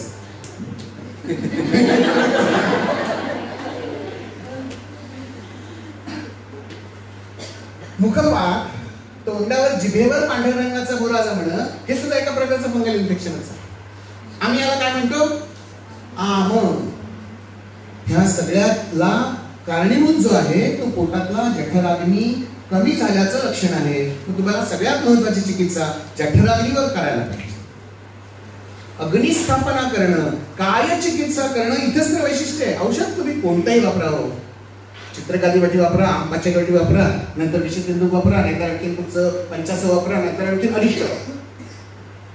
मला अग्नीला स्थापन करायचंय, अग्नीवर आलेली आवरणं दूर करायची, वाताला जो विमार्गत झालेला आहे त्याला पुन्हा प्रवाहात आणायचा आहे, तिथला आवरण दूर काढून. तर थायरॉइड इज नथिंग बट तीव्र वातप्रकोप. काय काय लक्षण आहे? प्रचंड हेअरफॉल, खूप वजन कमी होतं, सगळं अंग असं काळवडल्यासारखं होतं, अस्वस्थपणा, चंचलपणा, अजिबात एका जागी स्थिर नाही. आणि सगळी वातप्रकोपाची लक्षणं आहेत. कार्ष्य, उष्णतामित्व, कंप, आना, शत्रुद्र, बल, निद्रा, इंद्रिय भ्रंश, प्रलाप, भ्रम, दीनता. आणि सगळा वातप्रकोप आहे तो फक्त इथे या ग्रंथीने नियंत्रित होतो असं आपण म्हणू शकतो. चिकित्सा काय होईल? स्नेहा स्वेदा संशोधनम मृदू. करा, स्नेहन करा. कुठे कुठे करायचं? जिथे जिथे भोग दिसतं तिथे तिथे स्नेहन. जिथे जिथे शरीरकृत छिद्र आहे त्या सगळीकडे तेलाचं बोट लागलंच पाहिजे.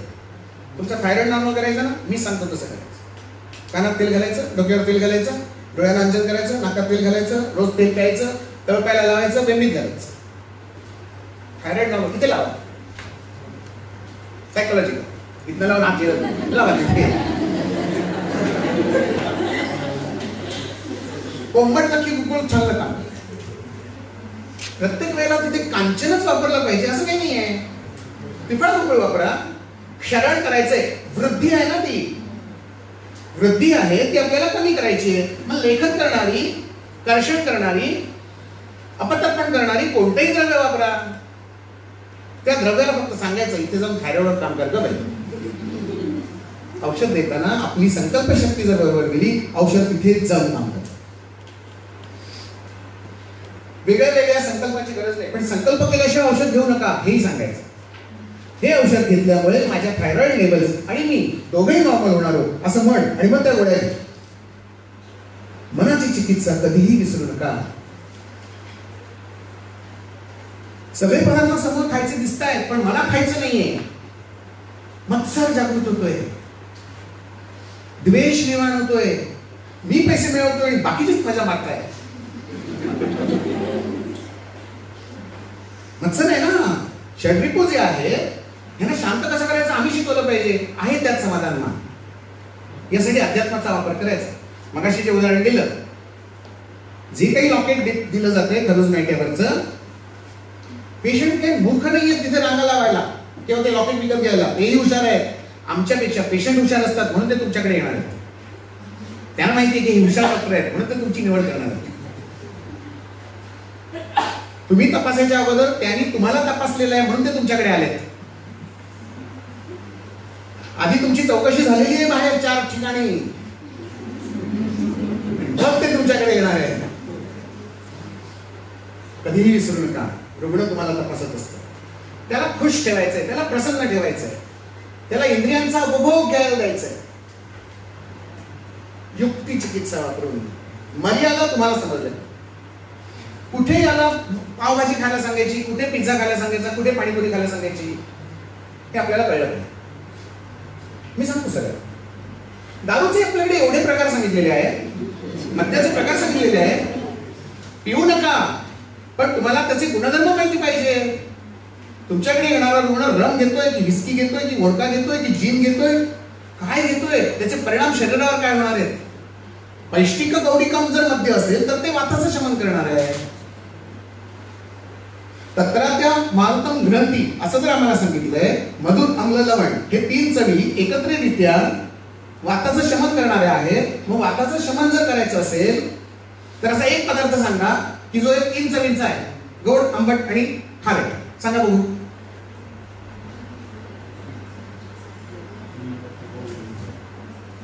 गोडही आहे, खारटही आहे, मुंबईचा जीव आहे पाणीपुरी. गोड आहे की नाही, खारट आहे की नाही, आंबट आहे की नाही, सेंदेलोण आहे त्याच्यात, पादेलोण आहे त्याच्यात, जिऱ्याची पावडर त्याच्यामध्ये आहे, खजुराची चटणी आहे, चिंच आहे. आणखीन काय पाहिजे अग्नी वृद्धीसाठी? युक्ती पाहिजे. कधी खायचं हे सांग. तिखट घालू नको, तिखा काम असं जर सांगितलं. युक्ती आहे.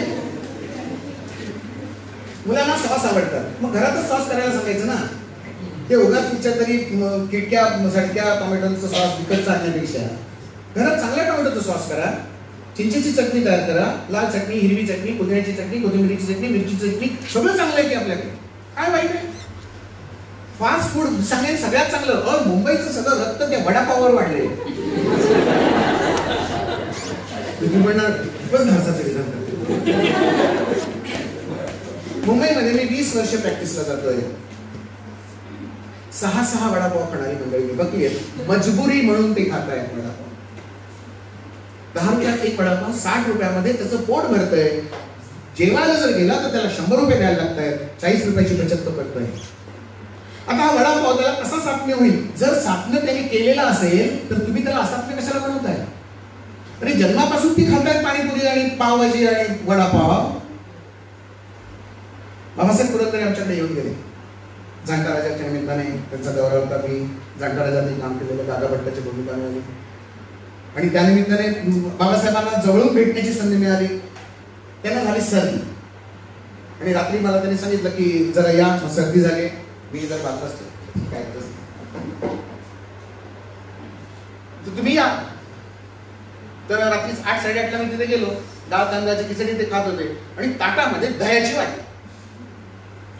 दही बघितलं तर माझं पित्त खवळलं. 20 वर्षापूर्वीची गोष्ट. अरे आयुर्वेदाच्या विरोधात जाताय तुम्ही. शांतपणे त्याने खुर्ची वळवली. गेली 20 वर्ष, गेली 80 वर्ष मी दही माझ्या रोजच्या जेवणात ठेवलंय. मला त्याचा अजिबात त्रास झालेला नाही आणि पुढच्या 20 वर्षातला आनंद तुम्ही माझा कमी करू नका. वाटलं तर एखादी गोळी जास्ती द्या, मी 30 आनंदाने घेईन, पण दही बंद करणार. पथ्य सांगताना युक्ती जर वापरली तर तुम्हाला पथ्य हे सात्म्य आहे की असात्म्य आहे हे ठरवता येईल. आता जे व्यक्ती 80 वर्ष दही खातायत, ज्यांना त्रास काहीच नाहीये, मग त्यांचं दही मी कशाला बंद करू? मग तो श्लोक मला आठवला, दुष्य देशम बलम कालम सात्म्यम अवस्थाश्य कृतविदा. ही युक्ती मला वापरली पाहिजे आणि यासाठी मी वैद्य बनलोय की त्या मर्यादा काय आहेत त्या मला समजल्या पाहिजेत आणि रुग्णाला समजावून सांगता आल्या पाहिजे. कोकणातला पेशंट मासे बंद केले की मरणार नक्की. स्किन डिसीज आणि मासे हे एकमेकांच्या 36चा आकडा असं आपल्याला काहीतरी शिकवते आणि आपण फक्त पुस्तकी असे किडे झालेलो. 60 वर्ष रोज चपाती चहात बुडवून खाणारी मंडळी आहेत. त्यांना कुठे विरुद्धांना आणि त्यांच्या त्वचेवर कुठे फोड येत नाहीत. ते पाणी जास्त पिण्यावर माझ्या लक्षात येतं. निचरा जर झाला नाही, खाण्याचे जेवढे मार्ग आहेत तेवढे बाहेर काढण्याचे मार्ग जास्ती दिलेत शरीराने. खाण्याला एकच तोंड दिलंय आणि बाहेर काढण्याचे मार्ग किती दिलेत. पण हे सगळे जर आम्ही चोकअप करून ठेवले, शरीर उत्तम डिफेन्स करतं. शरीर म्हणजे आता फक्त शरीर म्हणजे लक्षात घ्यायचा. शरीर म्हणजे फक्त भौतिक शरीर नाही, मागचं मन, मागचं इंद्रिय, आत्मा, अवयव आणि कर्मेंद्रिय, ज्ञानेंद्रिय सगळं त्याच्यामध्ये. एखादा पदार्थ जेव्हा शरीरात जात असतो तेव्हा शरीर त्याचं जाता जाताच अनालिसिस करून टाकतं. मग त्या चवीमध्ये किती कॅलरीज आहेत आणि किती प्रोटीन्स आहेत आणि किती विटामिन्स आहेत शरीर विचारच करत नाही. अहम वैश्वानरो भूत्वा प्राणिनाम देवमाश्रितम प्राणापान समायुक्तम पचाम अन्नम चतुर्विधम असं भगवंत जर सांगताय, तुमचा जाठराग्नी तो मी आहे. तुम्हाला पचनाची काळजी कशाला करायची? तुमचं काम फक्त उदरभरण होईल. यज्ञ कर्म समजून तुम्ही उदरभरण करा, काहीच प्रॉब्लेम नाही. भगवान बसलेले आहेत आतमध्ये, फक्त भगवान असतानाच अन्न त्यांना द्या. म्हणजे भूक लागली तर देवा, भूक नसेल, अरे देवाची स्थापना झालेली नाही आणि तुम्ही नैवेद्य कोणाला दाखवताय? व्यवहारातल्या ह्या गोष्टी जर रुग्णाला समजावून सांगितल्या तर रुग्णाला समजतं. अरे तुझी भूक समजू देत तरी तुला, तर तू एवढं जेवतोयस, असं टाळ्यातनं बोट घातलं तर समजेल काय खाल्लं शेवटचं.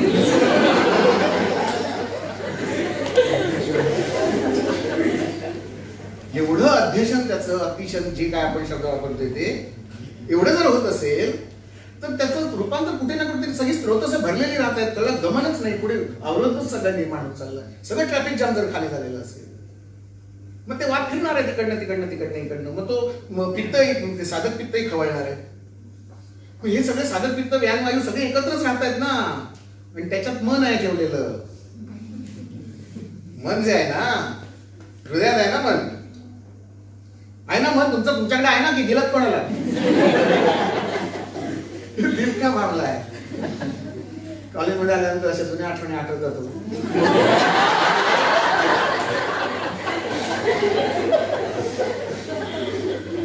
मन हृदयात सिद्ध करा. जेव्हा मला एखादं फुल कोणाकडे द्यायचं असतं तेव्हा मी असं म्हणतो, मैं मेरे दिल की बात कहता हूं, I love you. असं नाही म्हणत लग्नानंतर होईल कदाचित. महत्वाचं आहे हृदयामध्ये मन आहे. या मनाला प्रसन्न करण्यासाठी तुम्हाला सदैव तत्पर राहिलं पाहिजे. औषध सांगतो, औषध दुर्यम आहे. स्वतंत्र विचार केला तर स्वतंत्र युक्ती सुचेल आणि स्वतंत्र मार्ग सुचेल. तुम्हाला जे आम आत अडकलेला आहे हा नियम सगळीकडे वापरायचा. स्रोतरोध झालेला तिथे, ट्रॅफिक जाम झालाय तिथेच, इकडनं जिथे पळवाट आहे तिथनं तुम्ही मार्ग काढू शकता.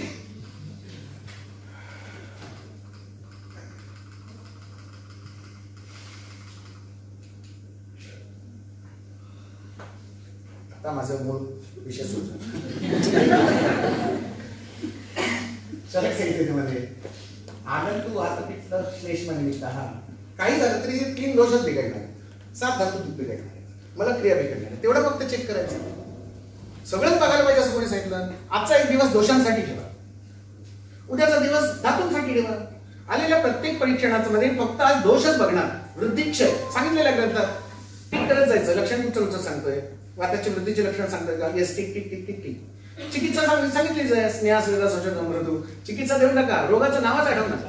तो थायरॉइड असू देत, रक्तदाब असू देत, कॅन्सर असू देत, नंतर आणखीन काही असू. परवाची गोष्ट सांगतो. एक पेशंट माझ्याकडे आला, डिस्टेन्शन आहे, पोट फुगलेलं आहे, संडास साफ झालेला नाही, 4 दिवस असं उलटी झाल्यासारखी वाटते, 2-4 उलट्या झाल्या, हिरवट पिवळ झाल्या, पण तो अजूनही मला पोटात काहीतरी आहे असं वाटतंय. ब्लड प्रेशर बघितलं तर सांगा बघू, ब्लड प्रेशर त्या पेशंटचं किती असेल? तुमच्या क्षमतेच्या बाहेर जाऊन सांगा. मशीन मध्ये सापडत नव्हतं, 300च्या वर होतं वरचं, आणि खालचं होतं 220. 300 प्लस डिवायडेड बाय 220 एवढं प्रेशर होतं त्याचं. डोळा लाल बुंद झालेला होता, रक्तस्राव झालेला असेल आतमध्ये. त्याला विचारलं ऍस्पिरिन? हो सुरू आहे. मेला ना कर्मांत होती.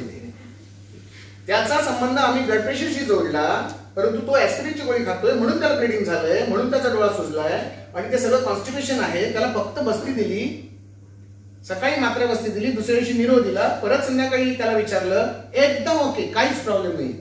क्रिएटिनिन बघितलं, 19 आहे. आता क्रिएटिनिन चेक करायचंय, त्याचं डोळ्यातला लालपणा कमी करायचा आहे, की प्रेशर नॉर्मल करायचंय, की त्याचं फुगलेलं पोट मला कमी करायचंय. माझ्या समोर जो पेशंट आहे त्या पेशंटला त्या वेदनेतनं मुक्त करायचं हे माझं कर्तव्य आहे. न तू अहम कामयेत राज्यम न स्वर्गम न पुनर्भवम. मला जन्म मृत्यूच्या गोष्टी नको, इंद्रपद नको.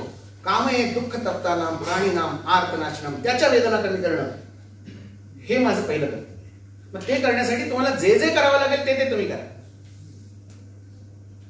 औषध हा त्याच्यातला वन ऑफ द पार्ट आहे, एक फक्त भाग आहे त्या औषधांचा. पुढे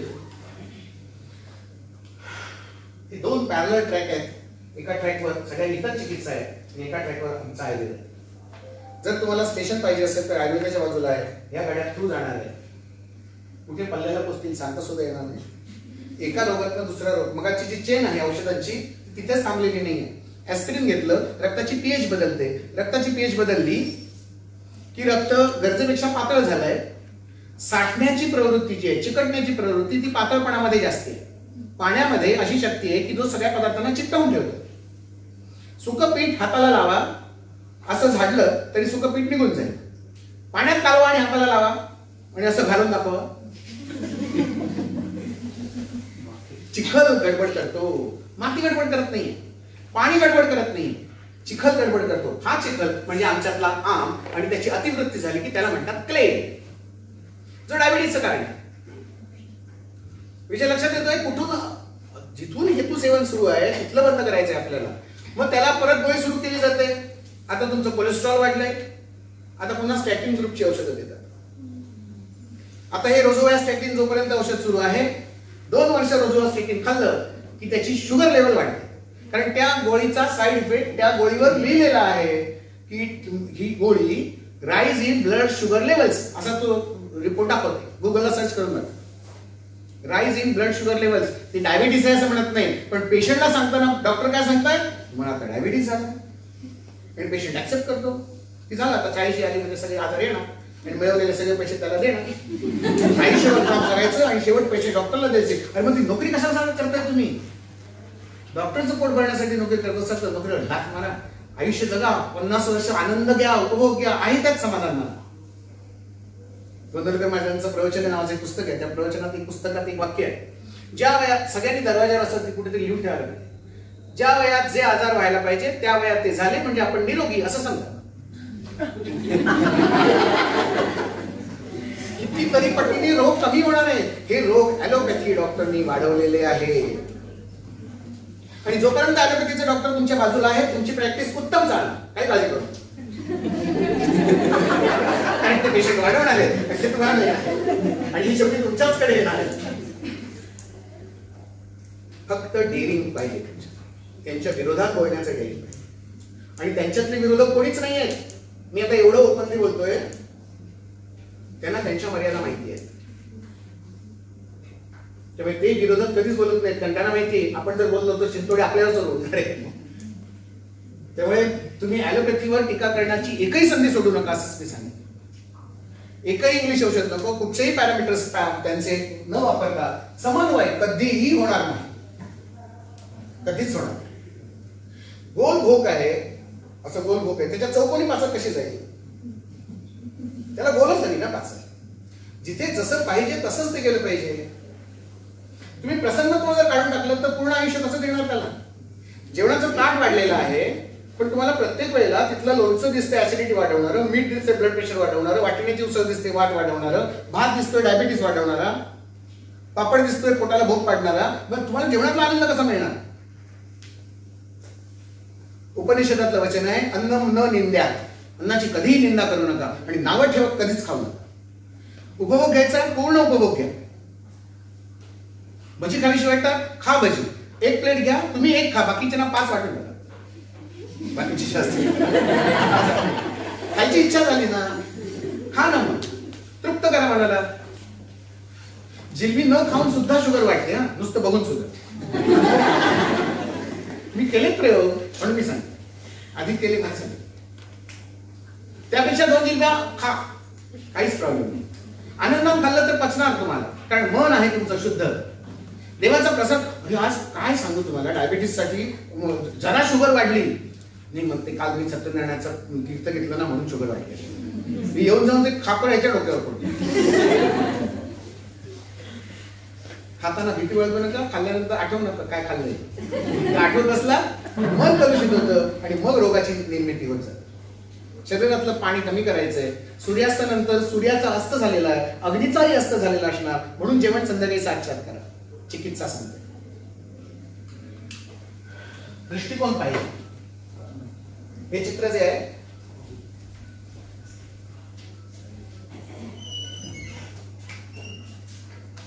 हे चित्र कोणाचं दिसतंय तुम्हाला? एक बाई आहे, किती वर्षाची असेल? 90 वर्षाची किंवा 80 वर्षाची म्हातारी दिसते. असे हात वर करा, म्हातारी दिसली या चित्रात. म्हातारी दिसलेले सगळे खरोखरच तरुण आहे. म्हातारी कोणालाच दिसत नाही. म्हातारी दिसली ना? 18 वर्षाची मुलगी कोणाला दिसते? 18 वर्षाची मुलगी की 80 वर्षाची, 70 वर्षाची म्हातारी, 71 वर्षाची म्हातारी? चित्र तेच आहे. तुमचा ऍटिट्यूड बदला, दृष्टिकोन बदला. या वजन जर बघितलं तर तुम्हाला म्हातारी दिसेल. आता ज्याने तरुणी बघितली त्याच्यात म्हातारी बघा. आणि ज्यांनी म्हातारी बघितली तिच्या तरुणी बघा, चित्र तेच आहे. चेंज युअर ॲटिट्यूड, तुमचा दृष्टिकोन बदला. रुग्ण तेच असणार आहे, तुमच्याकडे जाणार आहे, होमिओपॅथीकडे जाणार आहे, ॲलोपॅथीकडे जाणार आहे, पेशंट तेच असणार आहे. त्यांना काय पाहिजे? बरं वाटलं पाहिजे. तुम्ही दिलात तर तुमच्याकडे राहणार, नाही तर ते जाणार. विंडो शॉपिंग करायला त्यांच्याकडे ते स्वातंत्र्य आहे. त्याने असं थोडंच बघता घेतलं की तुम्हीच मला बरं करा. मला वाटलं इथे जाऊन इथं बरं होईल. ते सस्टेन झाले पाहिजे तुमच्या, आणि ते तुमच्याकडनं पुढची अपनर्व पर्यंतची चिकित्सा तुमचीच. आजूबाजूचे 4 पेशंट परत तुम्हालाच आणून दिले पाहिजे, आणि पुढची पिढी देखील तुमच्याचकडे आली पाहिजे. नजर बदलायची.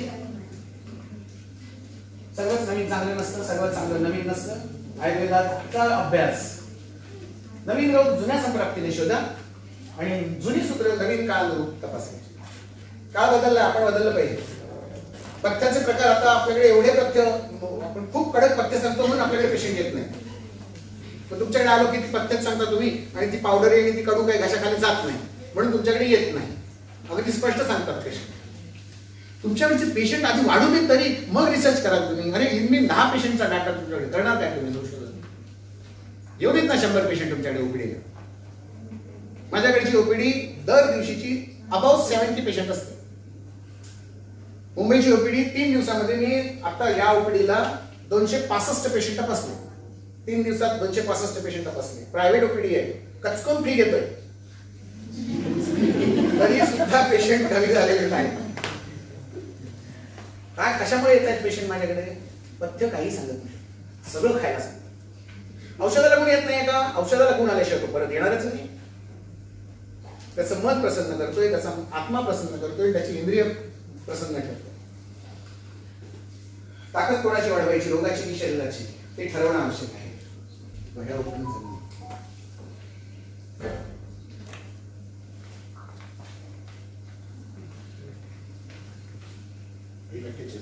आहेत माझ्याकडे 15 मिनिटं ऑफिशियली. बोलू ना.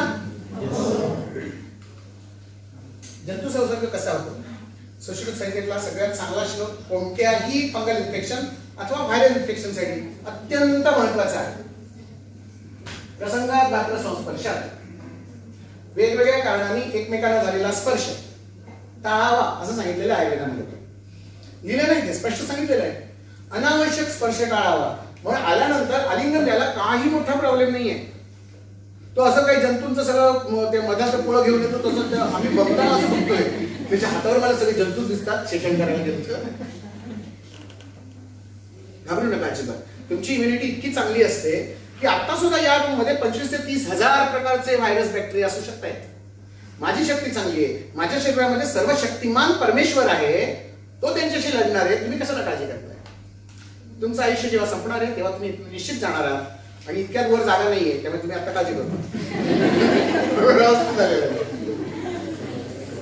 विश्वासात शे गज की दुरी. तुमचा श्वास जेवढ्या लांब जातोय तेवढ्या टप्प्यामध्ये जंतू संसर्ग असू शकतो. आयुर्वेदात सांगितलेलं आहे, सूत्र आयुर्वेदातलं आहे, सुश्रुताने सांगितलेलं सूत्र आहे. सहभोजनात एकत्र एका ताटात जेवण, एकमेकांचं उष्ट खाणं, एकमेकांच्या सिगरेटी एकमेकांच्या तोंडात घेऊन फुंकणं, एकमेकांचे दारूचे ग्लास उष्टे एकमेकांनी पिणं, एकमेकांचा केक एकमेकांच्या तोंडात मस्त फासणं, हे जंतू संसर्ग होणार प्राण्यांचे. आमच्याकडे आयसोलेशन सांगितलेलं नाहीये, अलगीकरण विलगीकरण आमच्याकडे सांगितलेलं नाहीये. आमच्याकडे जर घरात जन्म झाला तर 12 दिवसांचं विलगीकरण आहे. जर मृत्यू झाला तरी 12 दिवस सुतक पाळलं जाते. का? जंतू संसर्ग होऊ नये म्हणून. ते 4 दिवस मासिक पाळीचे. का आयसोलेशन आहे? ही अस्पृश्यता आहे की अस्पर्शता आहे? ही अस्पर्शता आहे. स्पर्श होऊ देत नको अन्नाला, खाण्याला, पाण्याला, पानाला, झाडाला. सांगितलेलं आहे आयुर्वेदात. आम्ही आयुर्वेदाचे रूल फॉलो करत गेलो तर आम्हाला व्याधिक्षमत्व कुठे कमी होत आहे हे कळणार. जे आम्ही सोडून दिलेलं आहे, घरात येताना पायावर पाणी घाला, ते सॉक्स काढा. समजतंय सॉक्स घेतलं की आरोग्यवर्धिनी द्यायला हवी किंवा दुपण द्यायला हवं किंवा अख्खं नाटक आहे. पांडवो इलो रे बा इलो नावाचं मालवणी नाटक होतं. या नाटकाची थीमच अशी आहे की तो सॉक्सचा वास त्या घरात आला की एकाला प्रबलता आणि त्याला देव असा अंगात काढल्यासारखा वाटत. इतका तो घाणेरडा वास आहे. इतका तिथे जर त्या स्वेदाचा संचय झालेला असेल, का नाही वाढणार फंगल इन्फेक्शन? नित्यम अभ्यंग करा ना. अभ्यंगम आचरेत नित्यम सहजराश्रम वाता दृष्टी प्रसाद. प्रसाद शब्द त्वचेशी संबंधित. पुष्टी आयु. पुन्हा हे चौघे जण आले, पावभाजीवाल्याकडे आले आणि पावभाजीची ऑर्डर दिलेली, मस्त पैकी खाल्लेली, तिथलं उचललेलं पाणी प्यायले आणि जे व्हायचं ते झालं. दुसऱ्या दिवशी डिसेंट्री. एकाची जी डिसेंट्री आहे ती डिसेंट्री मल जो आहे त्याचं परीक्षण केल्यानंतर असं लक्षात येतं की तो साम मल आहे. ज्वर आहे, तपासून बघितलं तर त्याच्यामध्ये जंतुसंसर्ग पण दिसतोय. ही जी त्याची मला प्रवृत्ती झाली त्याचा हेतू आपल्याला माहिती आहे. हेतू कॉमन आहे सगळ्यांचा.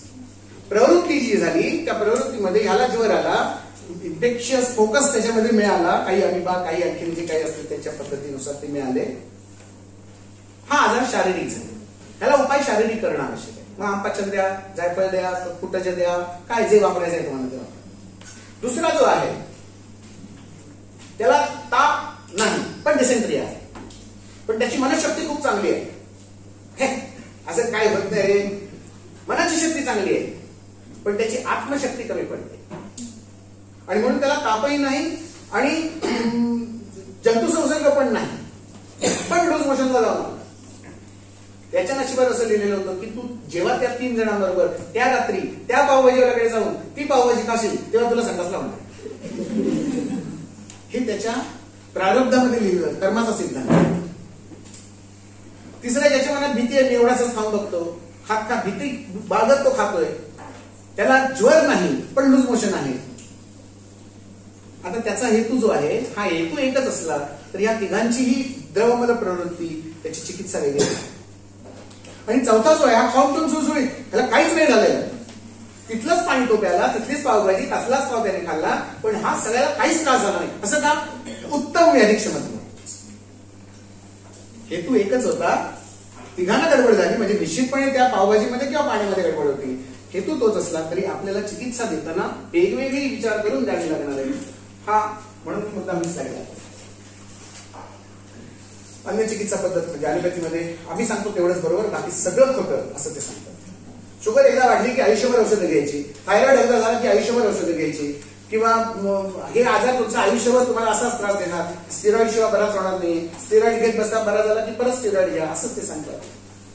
वाघमठाचं पहिलं सूत्र आहे, रागादी अहंकाराने विकार बाजूला ठेवून ग्रंथ वाचनाला 2 + 2 = 4. हे वाक्य बरोबर आहे. बरोबर आहे ना? एवढं गणित कच्चं नाही आपलं. 2 + 2 = 4. फक्त 2 + 2 = 4 हे वाक्य नक्की चुकीचं आहे. हे वाक्य बरोबर आहे. कारण जसं 2 + 2 = 4 तसं 3 + 1 = 4, 8 + 4 = 4, 24 + 20 = 4, 1000 - 4. मला उत्तर जर स्वास्थ्य पाहिजे असेल, प्रश्न मी कितीही तयार करू शकतो, मला उत्तर स्वास्थ्य द्यायचं. हा आहे.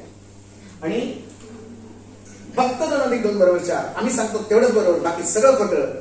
हा पाश्चात्य विचार. कोरोना फक्त आमच्याच औषधाने बरा होणार आहे, जरी ते औषध त्याच्यावर काम करत नसलं तरी सुद्धा.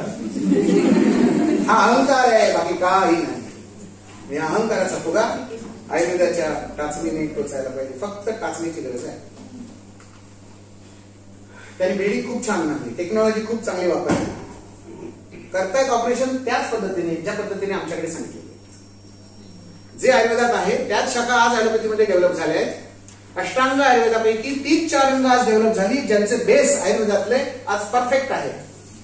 काय चिकित्सा असू देत, गायनेक असू देत, बालक असू देत किंवा शालक्य असू देत, शल्यशालक्य असू देत, आयुर्वेदातले त्याचे अतिशय चांगले रेफरन्स आपल्याकडे टेक्स्ट आहेत. परंतु ग्रहचिकित्सा आमच्याकडची टेक्स्ट संपली म्हणून त्यांच्याकडे संशोधन झालं नाही. आमच्याकडे दंष्ट्रा चिकित्सेचे मूळ ग्रंथ जे होते हे अजाम भक्षय, त्यामुळे त्यांची चिकित्सा त्यांच्याकडे पुढे डेव्हलपमेंट त्यांना विचार करता आला नाही. जर आणि वाजीकरण आम्ही संपवलं, च्यवनप्राश खाल्लं की जर आणि वाजीकरण दोन्ही होतं. पण पूर्ण अंग वेगळं सांगितलंय, त्याचा आपल्याला स्वतंत्र विचार करायला पाहिजे. अष्टांगापैकी 4 अंग जर आम्ही विसरून जात असू तर हा पूर्ण आयुर्वेद म्हणतो. त्याचा वेगळा विचार करायला. सतत बाहेर मदत किती दिवस येणार, आपला आहार जर संतुलित असेल तर बाहेर नव्हतं. आणि आहार सुद्धा संतुलित ठेवण्याची काहीच गरज नाही. षड्रसात्मक आहार, त्याच्याचे विटामिन्स मोजू नका आणि कॅलरीज मोजू नका. हा पुन्हा पाश्चात्यांचा प्रकार आहे. मग मी 1 वाटी कडधान्य खाल्लं तर मला किती कॅलरीज मिळतील? हा मूर्खपणाचा प्रश्न आहे. आयुर्वेदाच्या दृष्टीने ती तुम्ही कशी पचवू शकता हे जास्त महत्वाचं आहे. पालक खाल्लं की हिमोग्लोबिन वाढतं हे अर्ध सत्य आहे. पालक खाऊन पचवला तरच हिमोग्लोबिन वाढतं हे पूर्ण सत्य आहे. हा आयुर्वेद आहे, मध्ये अग्नी आहे. आणि या अग्नीची संकल्पना त्यांच्याकडे नसल्यामुळे ते पालक खा खा खा खा खायला घालतात. हिमोग्लोबिन काय वाढत नाही. आम निर्मिती करून पेशंट परत आपल्याकडे चित्रकादी वाटी जिंकतात. मग चित्रकादी वाटीने हिमोग्लोबिन कसं वाढतं? आमच्याकडे वाढ. दुसरं काय वाढू शकत नाही का? वाढतंय.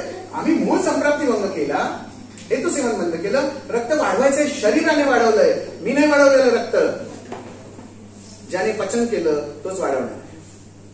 अहम वैश्वानर भूत्वाम, रक्त वाढवणारा तो आहे. तो सांगतोय मी 2 दिवसात रक्त तयार करून देतो तुम्हाला. सांगितलं ना आपल्याकडे केदार पंजन्य आहे. शास्त्र मी सोडत नाही, शास्त्राला धरूनच बोलतोय. हे जे काय उत्तम ताट मांडण्याची पद्धत भारतीयांची आहे, पाश्चात्यांची आहे. मिळेल तो पदार्थ मिळेल त्या ठिकाणी ठेवला जातोय. कोणताही पदार्थ पहिल्यांदा घेतात, कोणताही पदार्थ शेवट. आमच्याकडे नियम आहे त्याला. पहिला पदार्थ कुठचा वाढायचा, इथला वाढायचा. डावी बाजू पहिल्यांदा वाढून घ्यायची, हे सगळं. मग उजव्या बाजूवर यायचं. आणि सगळ्यात शेवट गोड पदार्थ आहे जो सगळ्यात पहिल्यांदा खायचा आहे.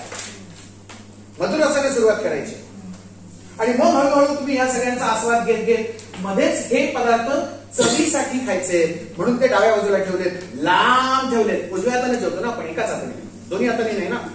कोणते कुऱ्हाडी एका हाताने जेवतो. उजव्या हाताचे पदार्थ भरपूर खा. किती खायचं, किती जेवायचं? क्षुधाशमन होईपर्यंत, तृप्ती होईपर्यंत, प्रसन्नत्व येईपर्यंत. मला एखाद्या पदार्थातनं प्रसन्न मिळेल, ते यांना मिळणार नाही, त्यांना मिळणार नाही. त्यांचं प्रसन्नत्व कधीतरी वेगळंच असेल. माझा आनंद मी शोधायचा. आहार तोच आहे, पण पोषण आमच्या घरातल्या 5 जणांचं 5 पद्धतीने होत आहे. कारण आमच्या 5 जणांचे अग्नी वेगळे आहेत. म्हणून याच्यात सगळे व्हिटॅमिन A पासून Z पर्यंत. विचार करू नका. पापड घ्यायचा आहे साधा. पापड जो खातोय तो आम्ही कानाने पापड खात असतो.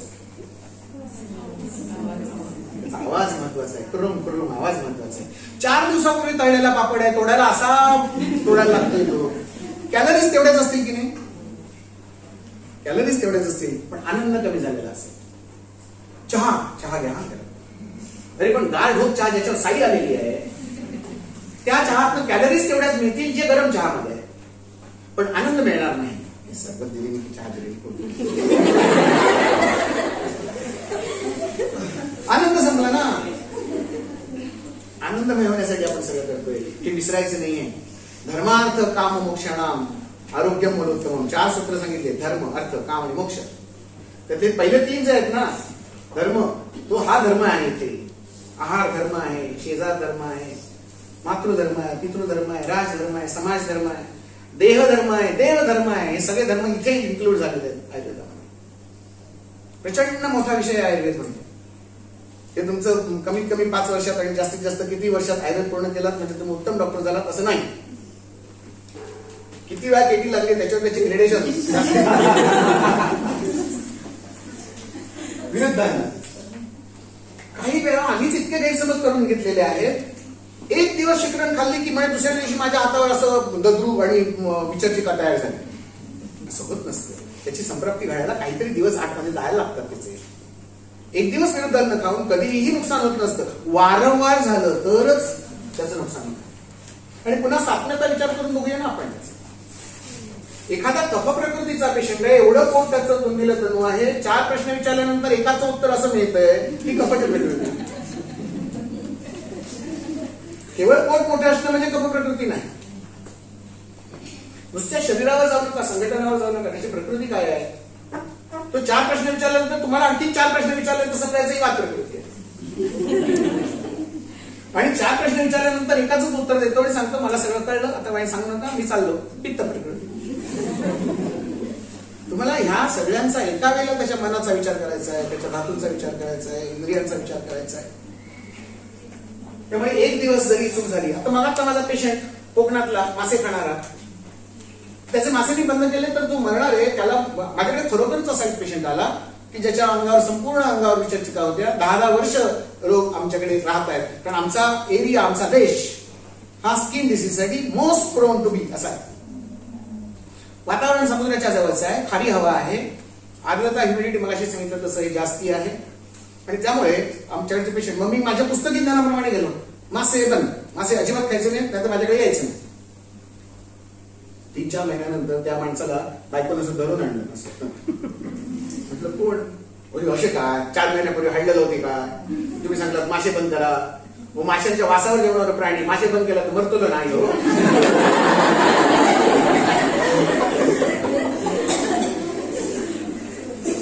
माझा आजपासून परत मासे खाऊ जगलो तर माझी औषध आहे, तुला नाही तर काय घेतो. पथ्य सांगलं ना, आपल्याला थोडं फ्लेक्झिबल राहायला आमच्या ग्रंथकारांनी सांगितलंय, हे विसरू नका. उगाच पथ्याची आम्ही भीती बाळगतो आणि मग पेशंटच्या मागे नको ती पथ्य लागतात, असं माझा सरळ आरोप आहे.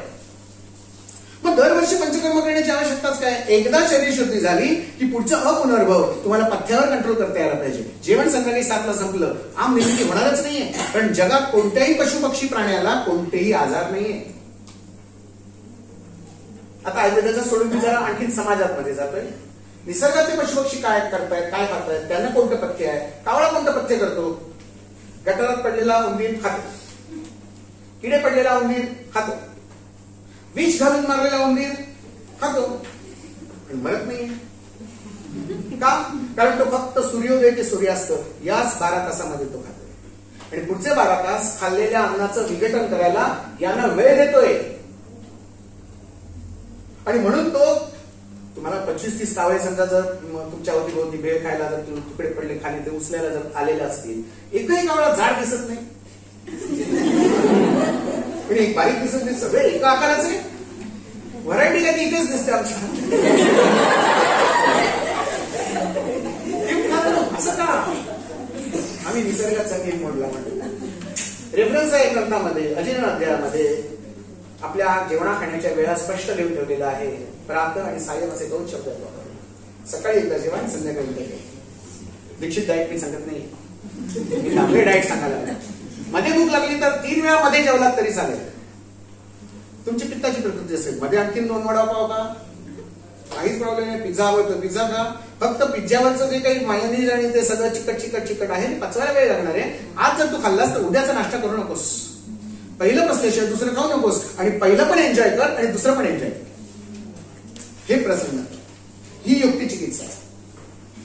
या नियमानुसार जर गेलात ना, पेशंट तुम्हाला तपासत असतात. एक पेशंट माझ्याकडे असा आला आमच्या बाजूच्या गावातला. मी म्हटलं अरे तुम्ही त्या गावात माझ्याकडे कशाला येत आहे? पुढची औषधं त्यांच्याचकडनं घ्या ना, ते वैद्यच आहेत माझ्यासारखेच. नाव काढू नका त्या वैद्यांचं. काय झालं आता मला उत्सुकता, काय एवढं भांडण झालं? कारण हे असे आपण जागरूक करायला पाहिजे एकमेकांना. काय चाललेली आहे तुमच्याविषयी चर्चा आहे. चायनीज खातात ते. म्हटलं बरोबर आहे, चायनीज खातात ते. आम्हाला सांगतात खाऊ नका.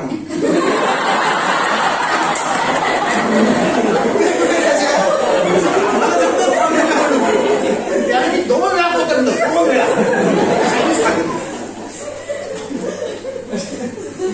तुम्हाला पेशंट तपासत असतात आणि तुमच्यावर लक्ष ठेवून असतात. त्यामुळे मी सगळं सांगतो, मी सगळं खातो, आधी चालू तुमच्या माझ्या पोटात. युक्ती वापरायची आहे. युक्ती सगळ्यात महत्वाची. योजकच तत्र लोकवाह. योजना करणारा महत्वाचा. मला जेव्हा जेव्हा जे खावंसं वाटतं तेव्हा तेव्हा ते खायचं. फक्त पहिलं पचलंय की नाही हे कोण ठरवणार? या शरीरासारखे काही दुसरे यंत्र नाही. शरीराला लाघव, शरीराला प्रसन्नता, इंद्रियांची तृप्ती, वातानुलोमन व्यवस्थित झालंय, मला प्रवृत्ती व्यवस्थित आहे, मूत्र प्रवृत्ती व्यवस्थित आहे, नाडीचं डोके अगदी व्यवस्थित आहे, मला 2 डोळ्यांना व्यवस्थित दिसतंय, मला छानपैकी खाता येतंय, मला दोन्ही कानांनी ऐकता येतंय. आय एम एकदम मस्त माणूस आहे. माझं सिटी स्कॅन पूर्ण झालं, MRI झालं पूर्ण. आणखी MRI मशीन मध्ये जायची आवश्यकताच नाही. पायापासून डोक्यापर्यंत थरोली एक्झाम आपल्यालाच करायला पाहिजे. मला खरोखरच त्रास आहे. पालेभाज्या खा का खा का म्हणून सांगतात. हे मोठं कारण आहे. पालेभाज्या पिकवण्यासाठी एवढी खतं घातली जात आहेत. रासायनिक खतांवरच्या या सगळ्या पालेभाज्या आहेत. तुम्ही कितीही त्याला स्वयंभू गोकुळ द्या किंवा आरोग्यवर्धिनी द्या, त्याच्या 10 पटीने विष त्याच्या पोटात जात असेल. अरे कोशिंबीर नावाने आमच्याकडे काही हिरव्या पालेभाज्या यायच्या. 2 चमचे त्याची डाव्या बाजूला त्याची जागा होती. आज मध्ये यायला लागलं बघुण्यामध्ये झाले. आणि त्याला आणखीन एक काय अशी पुष्टी बारीक होण्यासाठी खातो. आमच्या डायटिशियनने सांगितलं बारीक होण्यासाठी म्हणे पालेभाजी उत्तम. आयुष्यभर पालेभाजी खातो.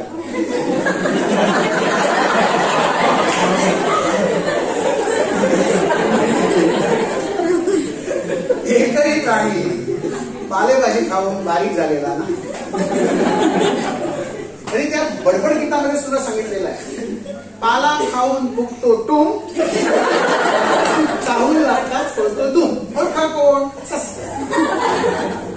तरी सशापासून हत्तीपर्यंत सगळे पालेच खातायत. आणि कंबर कोणासाठी पाहिजे? कोणता प्राणी कंबरेसाठी प्रसिद्ध आहे? सिंह. म्हणजे नॉनव्हेज खायला सुद्धा आयुर्वेदात परमिशन आहे. अरे जो आयुष्यभर मांस खातोय त्याच्या कमरेवरचं मांस नाही वाढलेलं, कारण तो मांस पचवायला वेळ देतोय. आणि म्हणून कंबर कोणासाठी पाहिजे? सिंहासारखी पाहिजे. आयुष्यभर फक्त मांस मांस आणि मांसच खाल्लंय त्याने, पण तरी सुद्धा कंबर नाही सुटली त्याची, कारण सूर्योदयाचे सूर्यास्त याच 12 तासात त्यांनी खाल्लं. आणि पुढे भूक लागेपर्यंत तो 4 दिवस समोर हरिण गेलं तरी मारत नाही त्याला. हा निसर्गाचा नियम.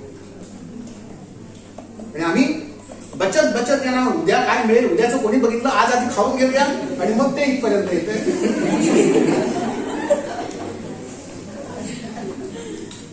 आपण आधी पेशंट जाऊ दे, बरोबर, आधी आम्ही ठीक होऊया सगळे. वैद्य म्हणून मी निरोगी आहे का? वैद्य म्हणून मी गेल्या 15 वर्षात कोणती कोणती औषधं घेतली आहेत, कोणत्या पॅथीची औषधं घेतली आहेत? मी छातीरोगपणे सांगतो, गेल्या 20 वर्षामध्ये मी एकही औषध सॅम्पल सुद्धा घेतलेलं नाही. फुकट मिळत ते सुद्धा नाही, गरज लागली नाहीये. प्रचंड हेक्टिक शेड्यूल आहे माझं, तरी सुद्धा मला त्रास काही नाही. मला पूर्वी प्रचंड डोकं दुखायचं असतं, त्याचं दुखतं. जेवण अवेळी होत होतं.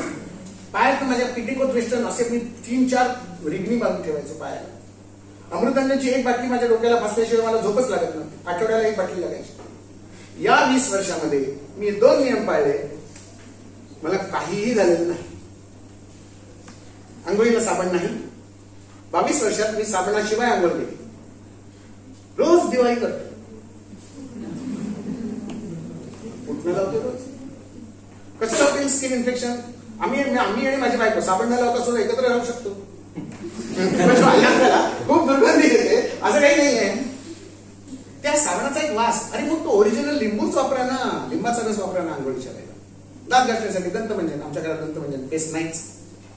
ते काही वेळा चैत्रातल्या हळदी कुंकवाला काय ती वाण वाटतात, तिथे येतात साबणाच्या पाऊच आणि हे. मी बायकोला सांगितलेलं जायचं असलं तर ते आणायचं नाही घरात, ते त्यांच्याच घरी ठेवायचं आणि सांगायचं त्यांना की हे असतं आरोग्याचं वाण आम्ही घेत नाही, अनारोग्याचं वाण आहे, हे तिथे मला साखर द्या आणि चाललंय. साबण आणि टूथपेस्ट केमिकल कोणत्याही घरात आणायचं नाही. प्लास्टिकच्या कचऱ्याच्या वस्तू नाही आणायच्या. काही नियम जर आपण ठरवून घेतले तर ते अगदी सहजपणे काढण्यासारखं आहे. आणि लाईफस्टाईल फार वेगळी नाहीये. मी काही वेगळं नाही, मी आनंदात आहे. म्हणजे मी ही लाईफस्टाईल अडॉप्ट करून मी खूप दुःखात आहे का? अजिबात नाही. हे एकदम हॅपी पर्सन आहे. आता एक स्लाइड दाखवतो आणि मी थांबतो, कारण सगळ्यांच्या पोटात भूक लागलेले कावळे कोकणत आहेत. सुद्धा वेगाचा अवरोध करू नये, त्याही पात्र माझ्यावर येईल म्हणून मी थांबणार आहे. फक्त 4 स्लाइड दाखवतो. नळाचं पाणी खराब येत असेल तर काय करायचं? रोग कोणताही असू देत, चिकित्सा कशी करायची हे सूत्र फक्त एक तुम्हाला सांगतो आणि मी थांबतो. काय करायचं? नळाचं पाणी खराब येत असेल तर शोध कसा घ्यायचा? पहिल्यांदा नळ बदलायचा. बघायचं त्या नळामध्ये काही, आणि खरोखरच नळ जर उघडून बघितला तर माती असते साठलेली, झुरळ असते अडकलेलं. नळ बदलला, पाणी स्वच्छ यायला लागलं. 3-4 दिवस गेले, पुन्हा नळाचं पाणी खराब यायला लागलं. आता काय करायचं? पाईप चेक करायचं. अरे पाईपला धोका आहे, गटारीचंच पाणी आतमध्ये येत म्हणून ते सगळे काम. चला पाईप बदला. पाईप बदलून टाकला. 4 दिवस पाणी चांगलं आलं, पुन्हा पाणी खराब आलं. आता काय करायचं? टाकी उडून बघितलं, ही मेलेला उंदीर त्याच्यात. आता एवढं घाण पाणी जर त्या चांगल्या पाईप मधनं जरी आलं तर शेवटी नळाला पाणी खराबच येणार. मला प्रॉडक्ट काय पाहिजे? नळाचं पाणी स्वच्छ पाहिजे. उतरायला कुठे पाहिजे? टाकीमध्ये उतरलं पाहिजे. टाकीतलं पाणी सगळं काढून टाकायचं, शेवाळ सगळं काढून टाकायचं, परत चांगलं पाणी भरायचं, मग पाणी चांगलं येणार की नाही? येणार. 4 दिवस झाले आणि पुन्हा पाण्याला वास यायला लागला.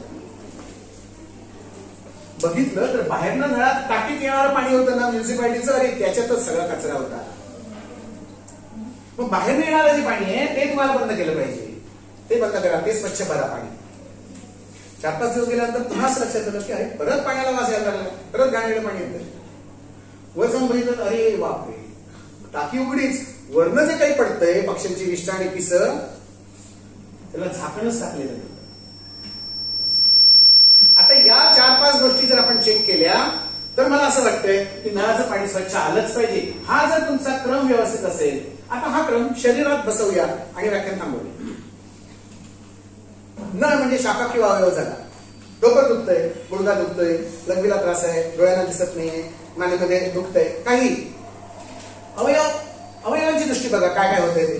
तर त्याला स्थानिक लेप द्या, जे असेल ते अवयव बघायचा. अवयव ठीक झाला की नंतर स्त्रोत समजली, ज्या कोष्ठाला चिकटलेली आहे, महाकोष्ठ शाखा संबंध आपण शिकलेलो, इथे चेक करत जा. आता या कोष्ठामध्ये पडणारा जे काही आहार विहार आहे तो पथ्य करायची नाही याची खात्री करा. आणि त्याच्यावर अपथ्य आणि अपथ्याचं झाकण टाकून हे खायचं नाही म्हणजे नाही. 7 वाजता बंद म्हणजे बंद करा. आणखी थोडंसं खोलात जाऊया. स्थानिक अवयवाची दृष्टी दूर करायची, मार्गावर काढायचा, अंतर्गत किंवा बाह्य स्त्रोत स्वीकृती दूर करायची. तिसरं, कोष्ठ पूर्णत्व, चिकटपणा, कमी संसर्ग असेल तर तिथला कोष्ठातला काढून घ्यायचा. सांगितलेल्या ग्रंथात मी काही वेगळं नाही सांगत, मी त्याला फक्त चॅनलाइज करून तुमच्या समोर ठेवलंय. योग्य औषध पंचकर्मा दिल्याची कोष्ठाची शुद्धी करून घ्या, वमन द्या, विरेचन द्या आणि त्याच्यावर अपुनर्भवचं झाकण द्या. एवढं जर तुम्ही पाळलं, तुमचे सगळेच्या सगळे. आणि गंमत सांगतो तुम्हाला, त्वचा विकारांवर परिसंवाद घेण्याची वेळ येते. आमच्या ग्रंथकारांनी यांना क्षुद्र रोगात सांगितलंय. क्षुद्र रोगात सगळे, आणि क्षुद्र रोगाला आज एवढं महत्व आलंय आणि म्हणून आपल्याला सिम्पोजियम घ्यावी लागते. सत्य त्यावरी नसे भरवसा, मिथ्यते मनी रुजते, दूध विकेतो फिरतो दारी, मदिरा बसुनी खपते. हे सत्य आहे, आम्हीच ढोल बजवला पाहिजे. हे सत्य आहे, हा ऐकले आणि असं जर केलं तर तुम्हाला दूध असं दारोदारी विकण्याची वेळ येणार नाही. आमच्याकडे अमृत आहे, त्यापेक्षा चांगलं. त्यामुळे या गोष्टीचं भान ठेवूया. जे ग्रंथात लिहिलेलं आहे ते माझं, जे ग्रंथात लिहिलेलं नाही ते माझं नाही. ज्या चुका झाल्या त्या माझ्या. मी एक कलाकार आहे. संगीत आणि गायन, संगीत हे शास्त्र आहे, गायन ही कला आहे. मी चुकू शकतो, गायक चुकू शकतो, संगीत राग चुकणार नाही. जे चुकलंय ते माझं, जे बरोबर आहे ते शास्त्रातलं. धन्यवाद.